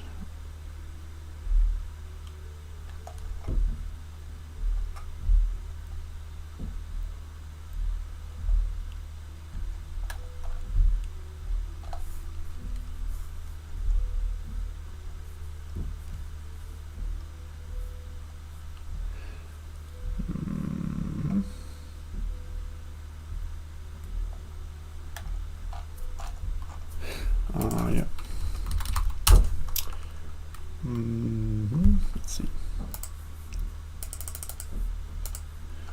We surely can get the grid out of the codec, and we could show it as an image again for clarification purposes.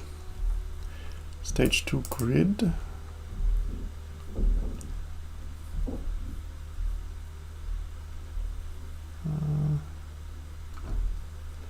Matrix of int. Yeah, okay. Stage 2 as or cells, render cells linear. Naming is hard.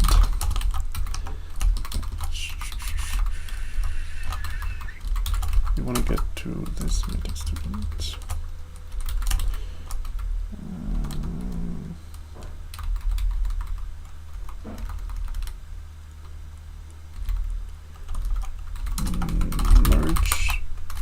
Merges horizontally. Matrix to list here, and then in matrix to image. Do we have this? We should.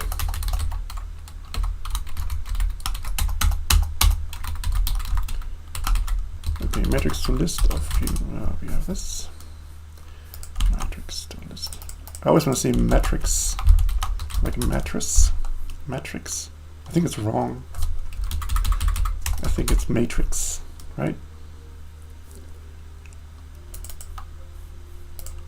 It's not matrix, it's matrix. If you say matrix, you sound like an idiot. Okay, let's make a synonym of another function.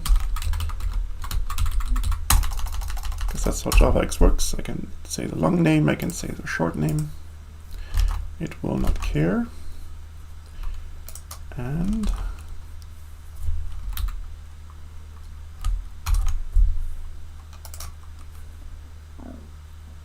maybe this works.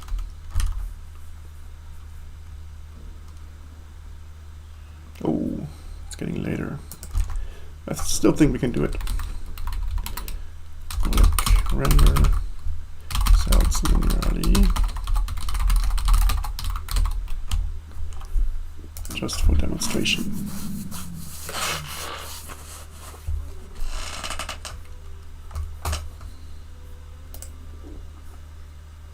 Yeah, then we fix the other bug, which I think every cell also needs a trivial compression. Each of the cells that doesn't have a trivial compression yet. That's why it failed before.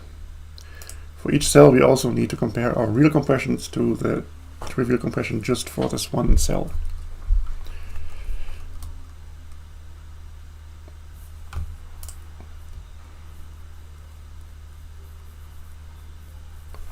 I think that is the problem.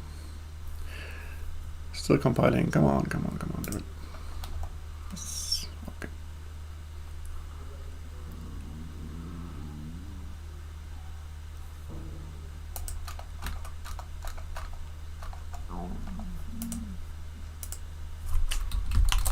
Yep, and that was also wrong.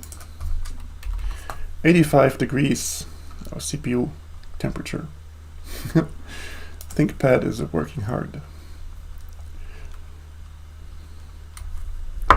Working very hard for us. I could transpile on the server actually. With this button here I transpile on the local machine, which is not the smartest idea right now. While I'm streaming.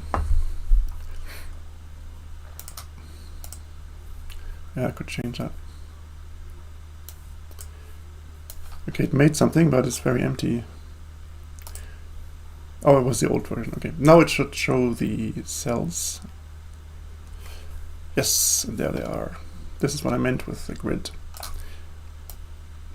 So you see here, it's all the cells from the first row. And after that, we get the cells from the next row. So this here comes from here, this one row, etc., etc., and all the way in the end we have the top, the bottom right corner. So these are all the cells of the image. That's all. It's pretty simple, really. I just didn't explain it well. So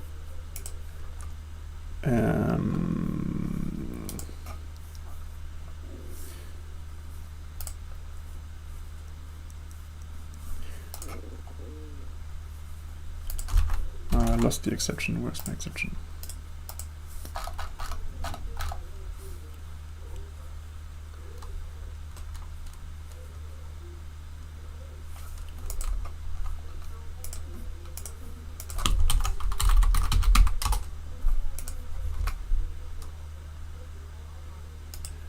Maybe here.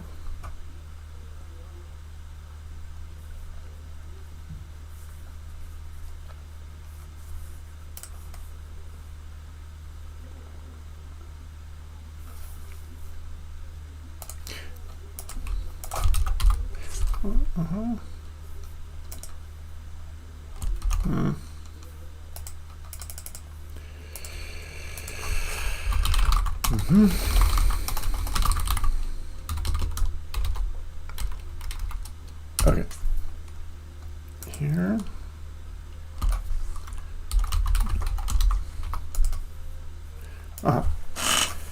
Get current best compression, which is one of these dual Java expressions.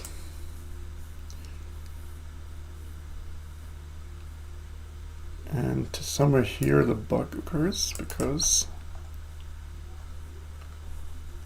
get rendered element.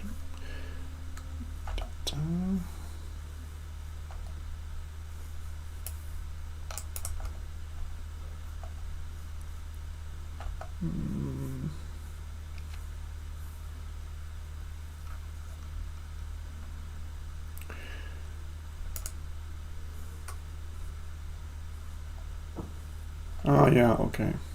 Here it's actually doing this. Here it's using the make literal, which makes us the trivial compression of the cell. But I'm calling the function here and not this one. Notice the great function naming get rendered element versus render element, which sounds like exactly the same thing, but obviously there's a subtle difference. So I screwed myself here basically. Get rendered element, render element.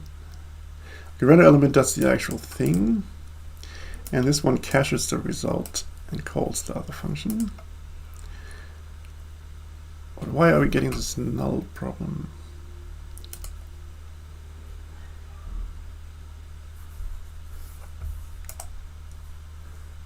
Elements. One of these has to be null. Okay. Get rendered element. Yeah, but that's just a bug. It should not have null anywhere here. Okay, so it's just some weird bug.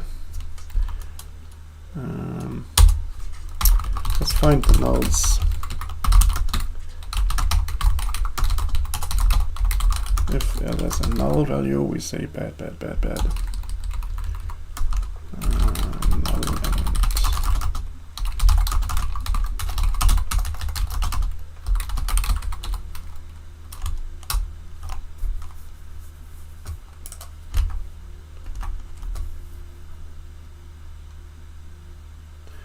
I could do the transpilation on the server just by going here, actually. Yeah, that's a smart idea. Oh, I'm getting hungry too. Maybe you can hear that. Less than 20 minutes. Can I get the compression done? I should, actually. We're pretty close. Yeah, see, this transpilation was faster on the server than on the poor ThinkPad.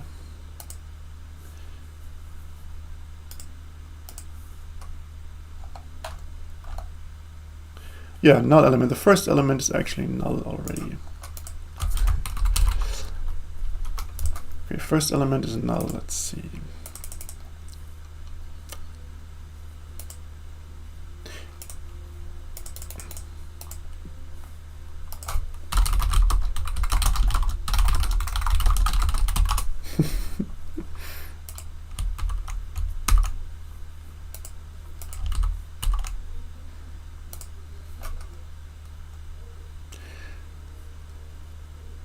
Yeah, so I think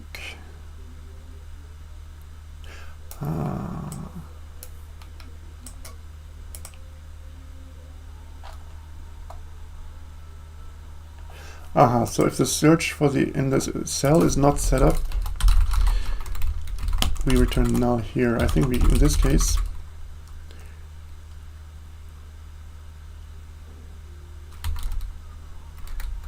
no, wait, what? No, that's right, right.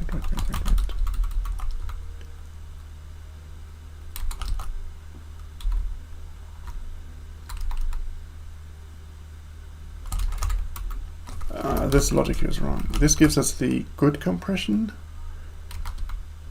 If we have that, we return that, obviously. No good compression found. And in every other case, we return the literal. So we always have some compression, even if it's the trivial compression. I think that might be the fix.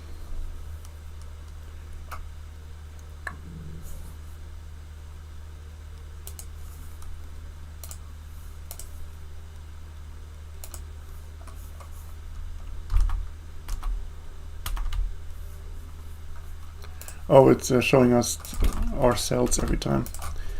I didn't want to keep that in, actually. Okay. It's on the other screen, you can't see it.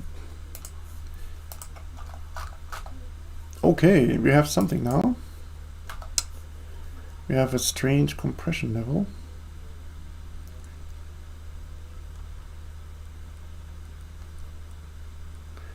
Oh, it's showing us the whole division, actually. Okay, can you read this? 1E7 means it's 10 million something. 10 million divided by... Yep. Yeah, this is impossible to read. Let's just show that nicer. Compression score or something. That was it. Yep.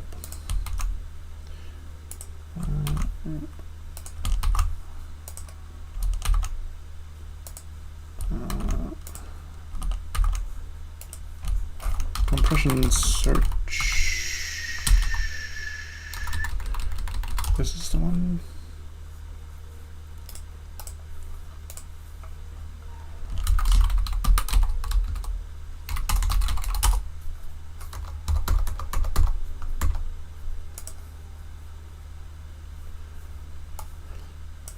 Yeah, which way should I do it? Should I also show percentages of compression or compression factor?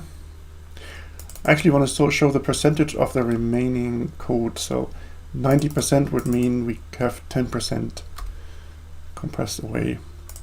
I think that sounds like the most logical thing. Input size.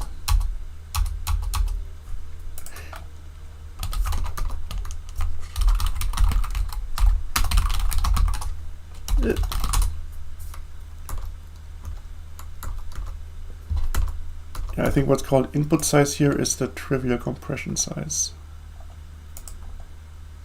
I believe that's what it is. We can calculate this ourselves also. Wait.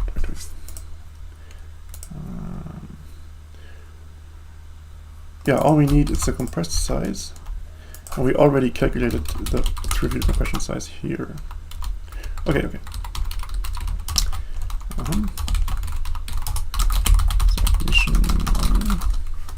If we have no compression yet, we can say 100%, right?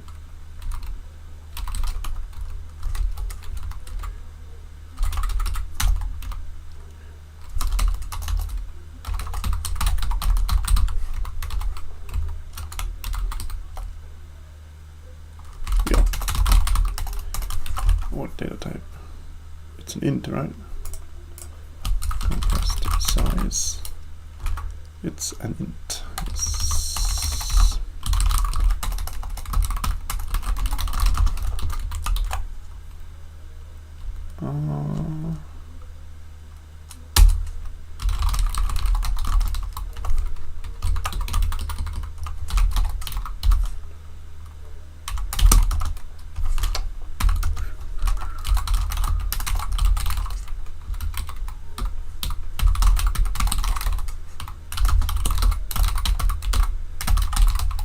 and we need times 100 compression percentage.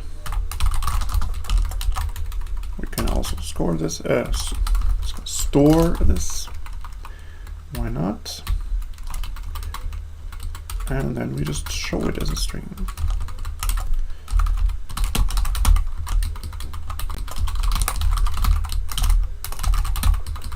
With 3 digits, because we are very precise.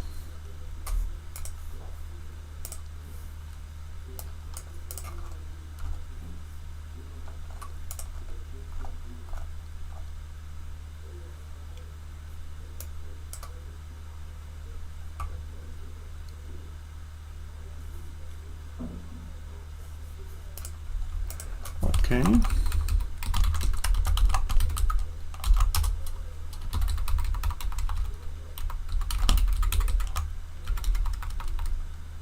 Okay, compression 108. What's that? So it's more than, you know, what? I mean, maybe the cells, okay, the cells have some overhead. The source code to make the image from the cells is a bit longer than to make it from the whole image, just to make the whole image at once. But is this, it's a bit much. Should it be 8%?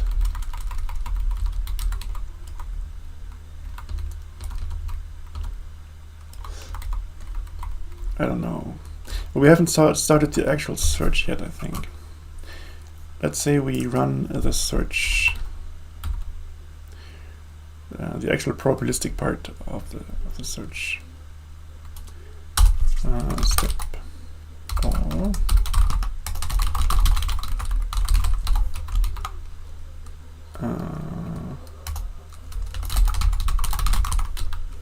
Let's limit it a little bit. It's search for 60 seconds. For 60 seconds we do a full scale search.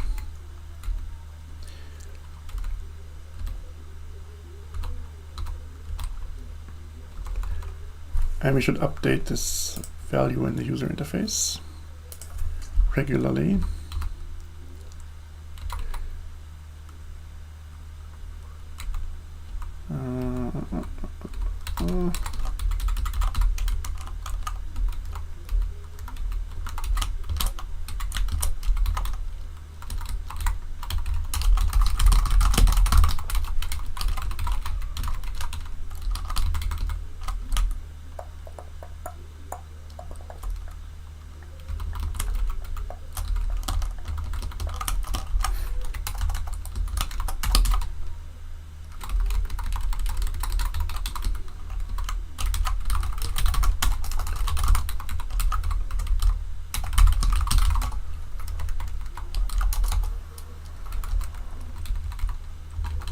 Yeah, we just calculate every second or so. Oh, but it, oh wait. No.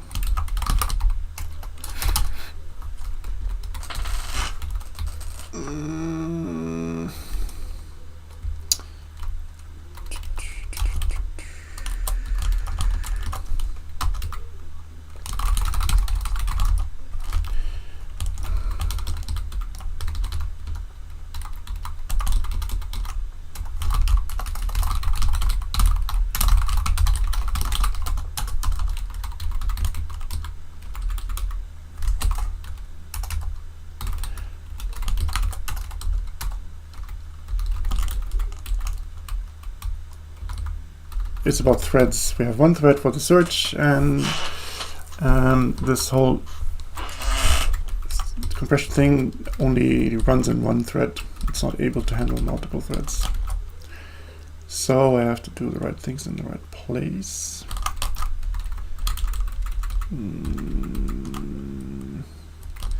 This score getting actually can trigger calculations, which is a bit stupid. It can actually cause the submission to be verified. So you should also do this in the correct thread.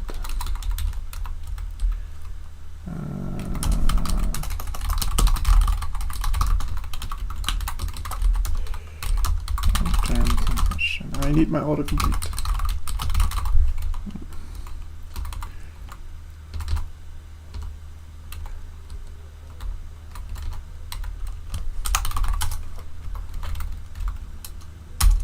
Okay, while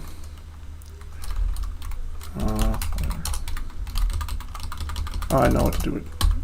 I search for 1 second and then I update my stats.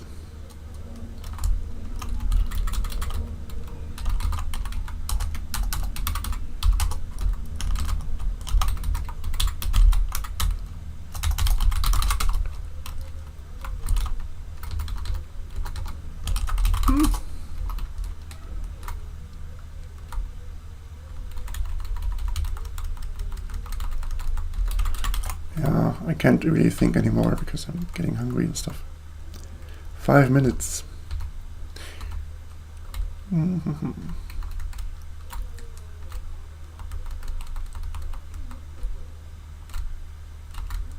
Where is the division I made?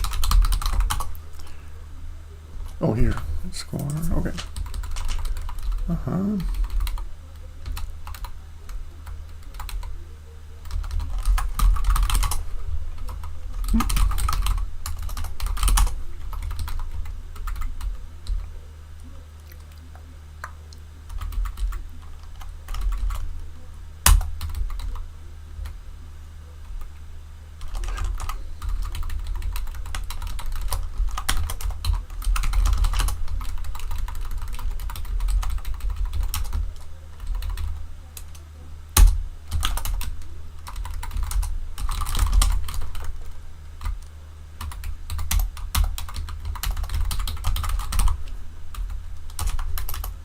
Okay, 60 times. We calculate for 1 second.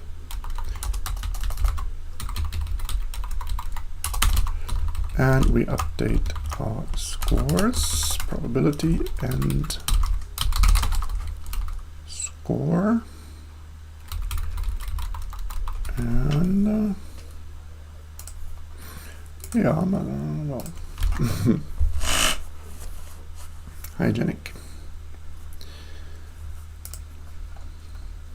And on this screen, there's not that much to compress right now, because all it compresses is cells that have exactly one color. So this background cell here, here's a few. This white here can be compressed. This white here. I mean, it's something. We should definitely not get a score of 108%. We should not be 8% bigger than the baseline.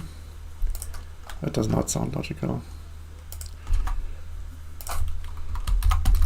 We should have a little bit of compression, is what I'm saying.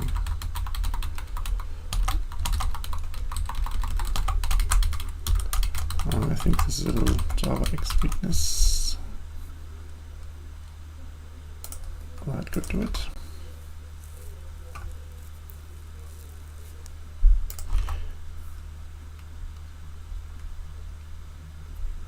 Yeah, we should have a compression score that is below 100%. That I'm pretty sure of. Because if you compress one cell to one color, it's a huge compression. Many, many pixels just replaced with a short expression. Transient's not allowed here, your mother is not allowed here. Holy moly.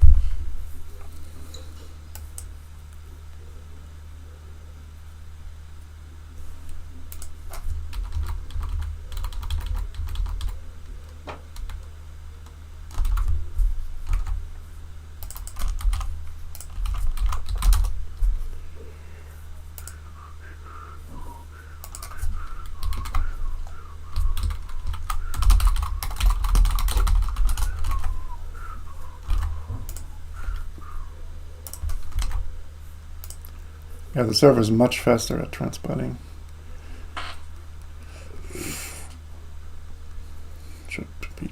quick now. Fail. Step for n seconds. Maybe that's something I just didn't make. No, yes, yeah, what? Step for n seconds. And okay, yeah, sure. We need to step the right object, which is the search object. 1 minute.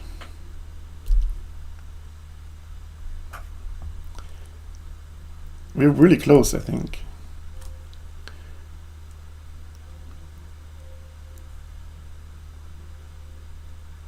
It should be doing the search now.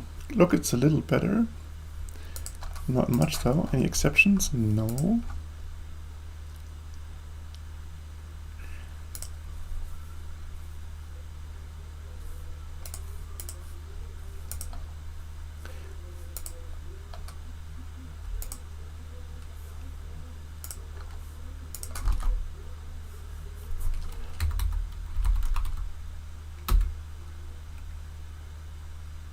Is it doing any probabilistic steps is one question.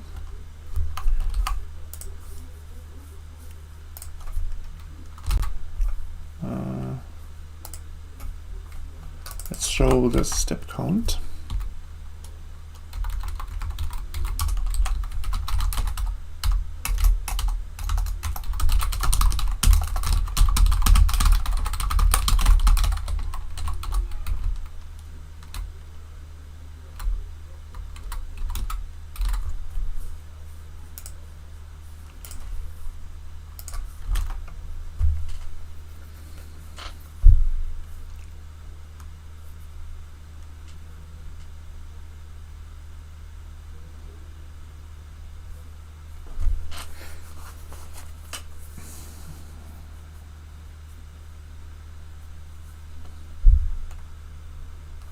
Step count 0. It's not actually stepping anything. Why is it not stepping anything?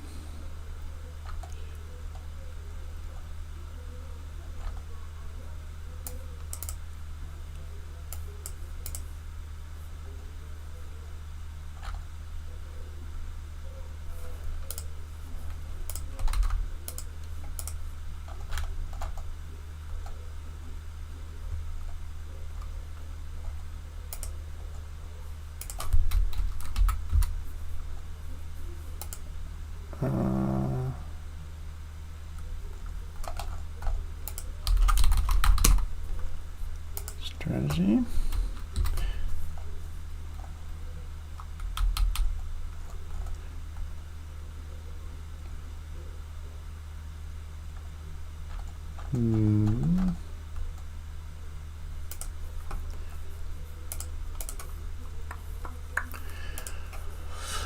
Okay, we kind of have a timeout, but I want to maybe see if I can find the root cause of this problem. Here is starting compression for each of the cells.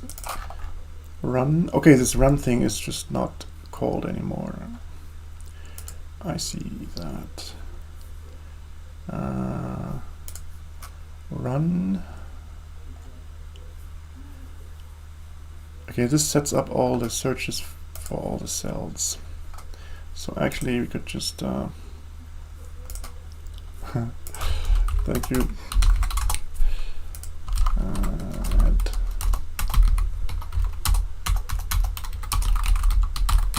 We just call run on this strategy. I think that's the missing part.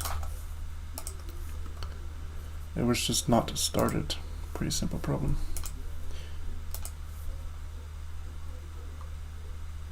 Yep. And let's see. Okay, now it's clear why we have a bad compression score, because the actual compression wasn't really started. So all we get is overhead from the cells. Oh, it's doing some steps. Oh yeah, look at this. We got probability 0.5, which is arbitrary. I just set this somewhere.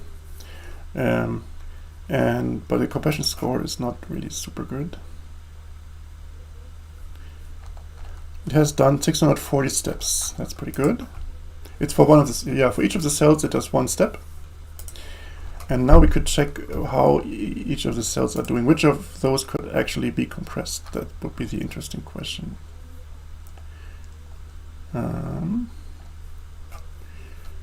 So that is in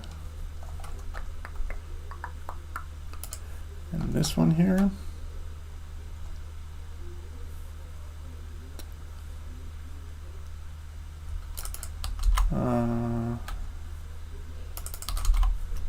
Get one element.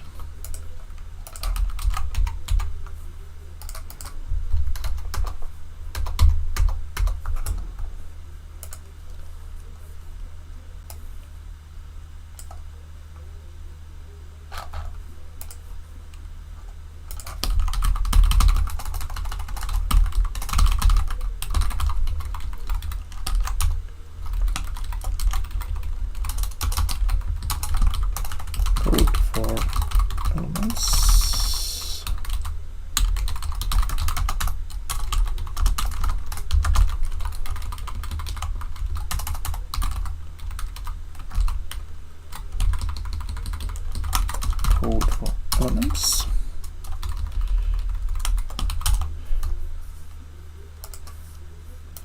And we can simply print what we have. How are all these elements compressed? Let's do it after we're done with the search. The search is done way earlier than 60 seconds. It just does these 640 steps and then it's done. So we have the codec, we have the strat, and the strat has the elements,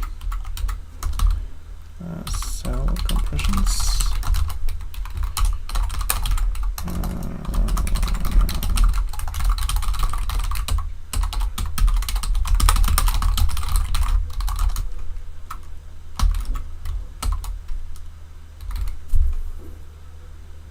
Something like this. And we should see some Java code for each of the cells. Either the trivial compression or some very good compression when it's possible. Wait, what? Did I not click here? I'm too hungry to click now. It can be fixed. Okay, shorten. Yep, last little bug.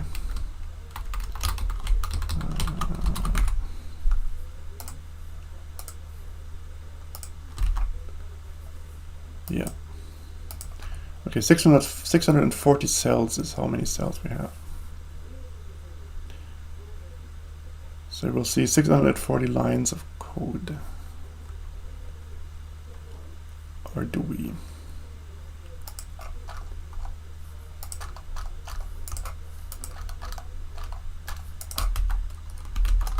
What?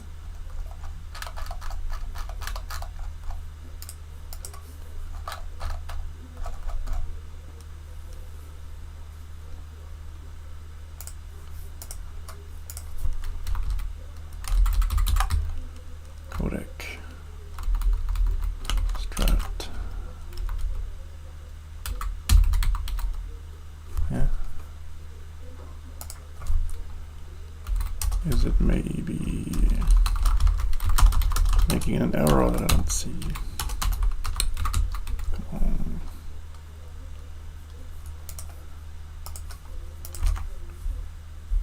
Repeat.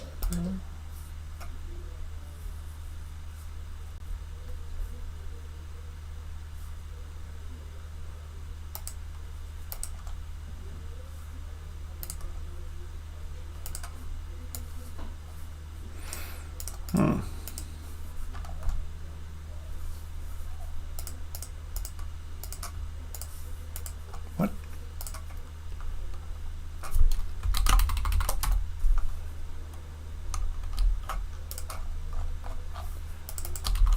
Okay, 1 second. I just want to show some text. That should be possible. Come on. Title text. There. No? Yes. Come on.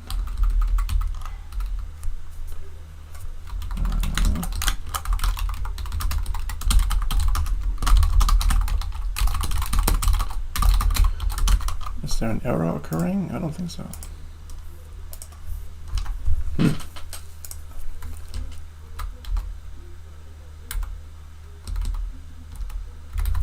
Code for elements, yeah.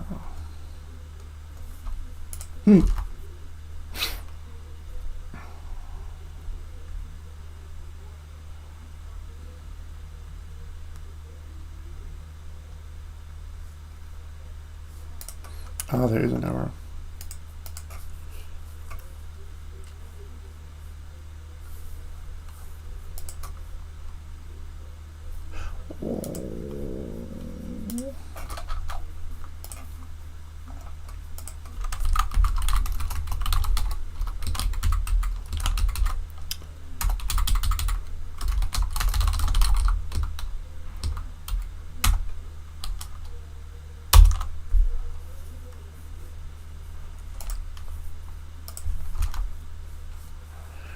It was swallowing the errors before. It didn't show the exception. That's bad. It's a little problem. I have to make sure that all exceptions are printed here, for at least. I think that was not happening. Oh, that should be fixed. Okay, we have something now. Okay, these are all the cells, and this means they are uncompressed. This is another version of... Oh, I see why we have 108%. This time we are using the integers as normal decimal values. Each of these is 1 pixel, but this is not the nicest way to write them. If we use the hex version we had before, we save a few characters. That's where this 107 to 108 is coming from. These are all the uncompressible cells. But I was hoping we would see at least one compressible cell. I mean, there has to be something, you know, this is all white, for example. There has got to be at least one cell that's all white. You can't tell me that doesn't exist. So that is the only question I have to solve now. Why is it not finding a single compressible cell? Yeah, this is the element compression strategy. It's called rep element. So if all the pixels are the same in the cell, this definitely has to find them. Find the solution, you know. Compress data. Da-da-da. And if it's successful, it calls this here.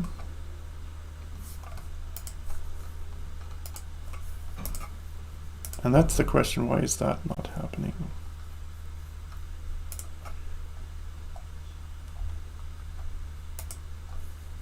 This is where the 0.5 comes from. I just randomly give the last cell the probability 0.5. First cell gets 1, just so they are executed in order. So each of them gets a different probability. It's completely random. Subsearch.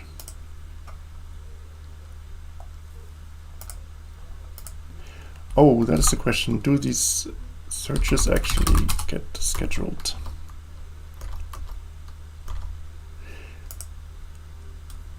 Yeah, I think I'm not adding them to the probabilistic execution, or am I? Da-da. Search.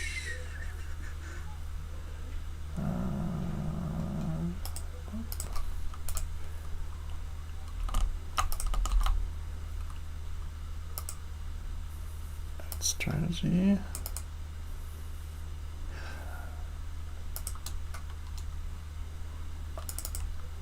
Yeah, I think this is the one.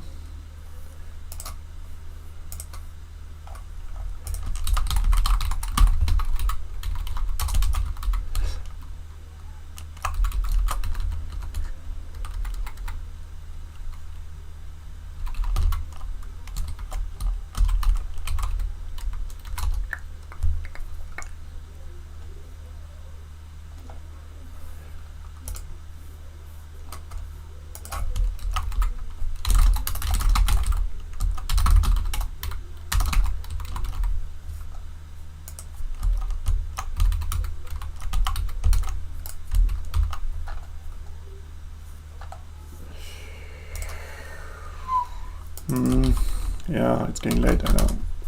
We're kind of close.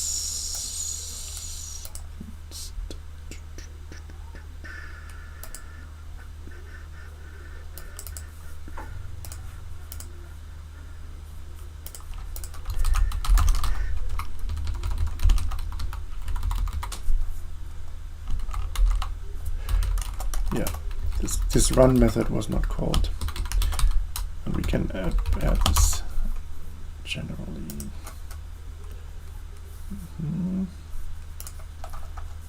Add strategy.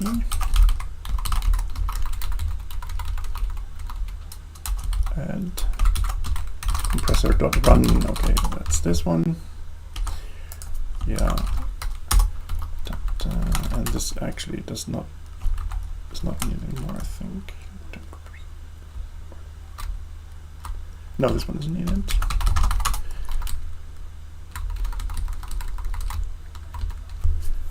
I think somewhere else here. I have to remove the run thing. Yes, okay. I think that was it. Maybe we can get below 100. We introduced this overhead with the inefficient coding I showed, but we also compress some cells, so maybe we get below 100. Maybe. Definitely we should get below 107. Oh yeah, yes, 99.565. And if we replace this with all our hex representation, we will get even lower. So here, see, one of the cells has exactly the same pixel everywhere, and this is probably this kind of grayish thing here. So as a last thing, I will improve this coding there. Java object to this, so this we can make better. In fact, here is list of element type int.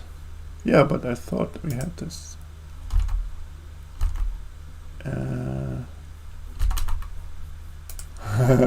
Yeah, we can do much better.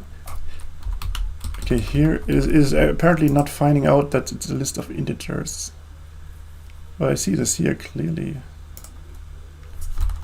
What is this? We have to do something later. Okay, yeah, I see.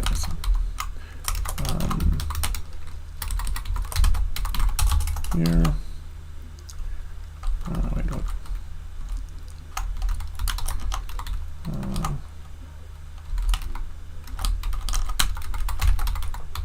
Here.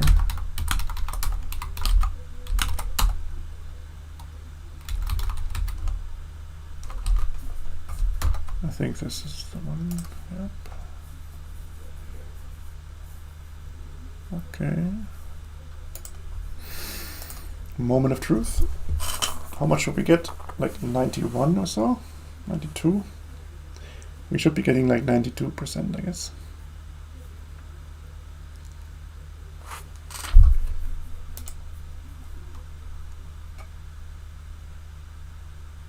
Oh, 78. Is that actually correct? This looks good. This is a normal hex representation we had. Oh, I'm probably not having line breaks. Here I am like cheating and I'm using... No, I'm using the line breaks now. There are line breaks. Here exactly, there's one line break. Yeah, so maybe it's a lot better than I thought. It says compression 78% here.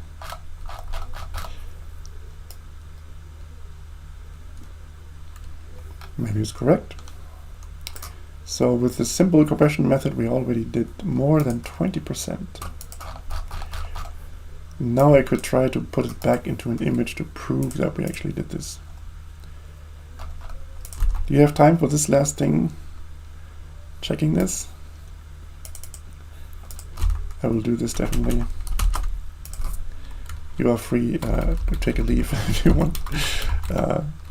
But I want to see the result. I want to see actually the Java code that came out which we should easily be able to get. Yeah, this backward thing I didn't implement yet, but search.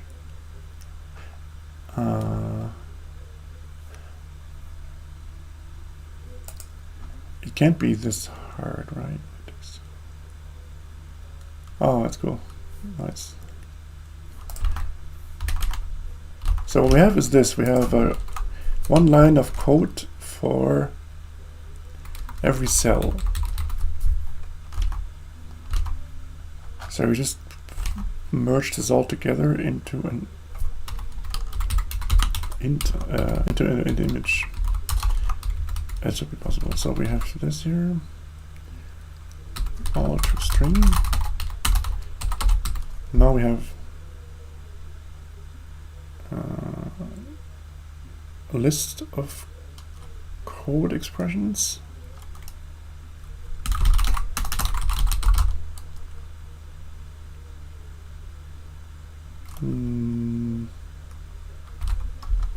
Yeah, let's make one function that does the whole thing. Matrix image, unless I have it already. Int matrix to image. Int matrix.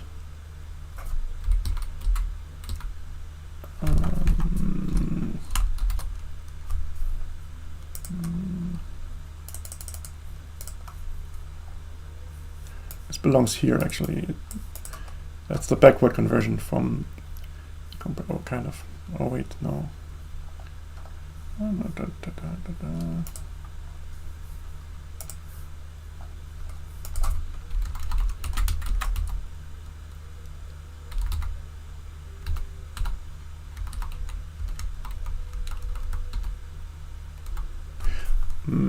Okay. Oh wait, no, we have this already, the code.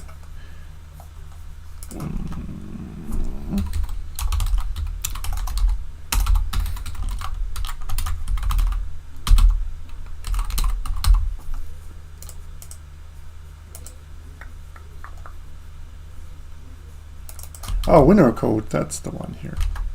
It's called winner code, okay. Codec winner code.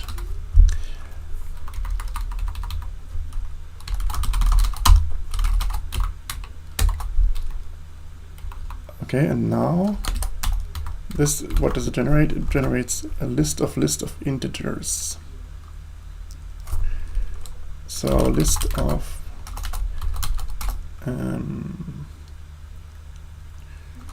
yeah. Okay, list of integers.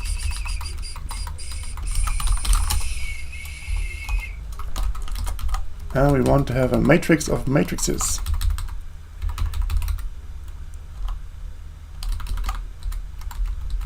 Instead. So a list of lists, we need to reverse here. List of lists to matrix of matrices. Matrices? I have to study how to pronounce this.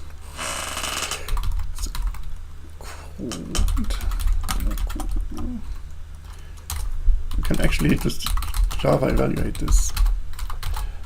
The code we have.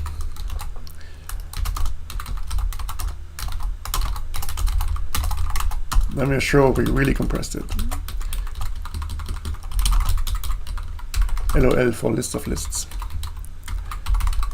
So, and then we have MAM for matrix of matrices.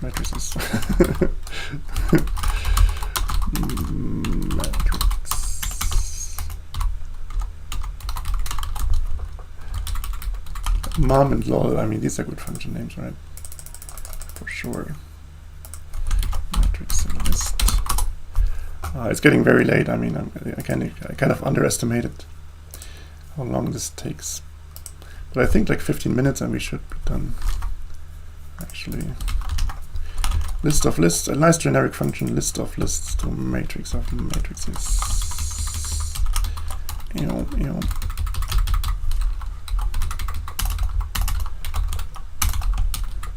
So we just have list to matrix. And do this twice. Matrix to list. List of matrix. And this one exists already.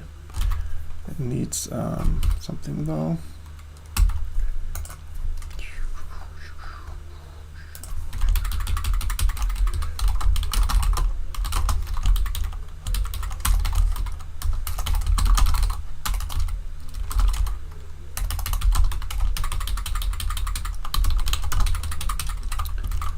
It needs the width because it doesn't know this.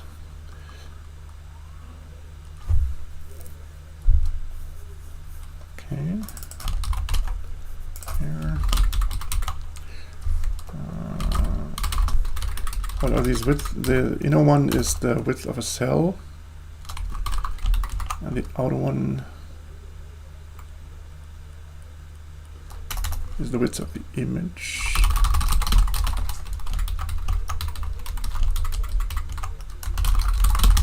The cell width conveniently is changing. They don't necessarily all have the same width, which is kind of stupid.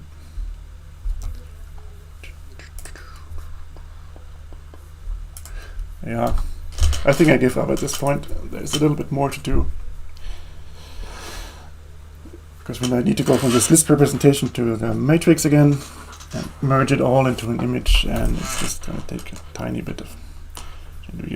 The nasty thing is the cells have different width. If the number of cells, the number of columns we want doesn't divide the number of pixels in the image, the cells will have different widths. So we just need to take that into account. It's not that complicated, but right now, hungry as I am, it's not going to be finished quickly. But I'm pretty sure this is going to work. You saw the result here, and that looks extremely good. This is just a trivial compression. And there are quite a few actually compressed cells. This is the number of pixels in one cell, 2025. Yeah, and so you can do this a lot, and you can see the compression of the screen you have. It will find motion. It will find out that something is moving up here, but not on the rest of the screen. And things like that. Okay, that was productive. I have to say that. Even though I looked for many stupid little bugs. So, thank you guys. Internship is almost ending, right? But tomorrow we might have a session. Yeah, I guess.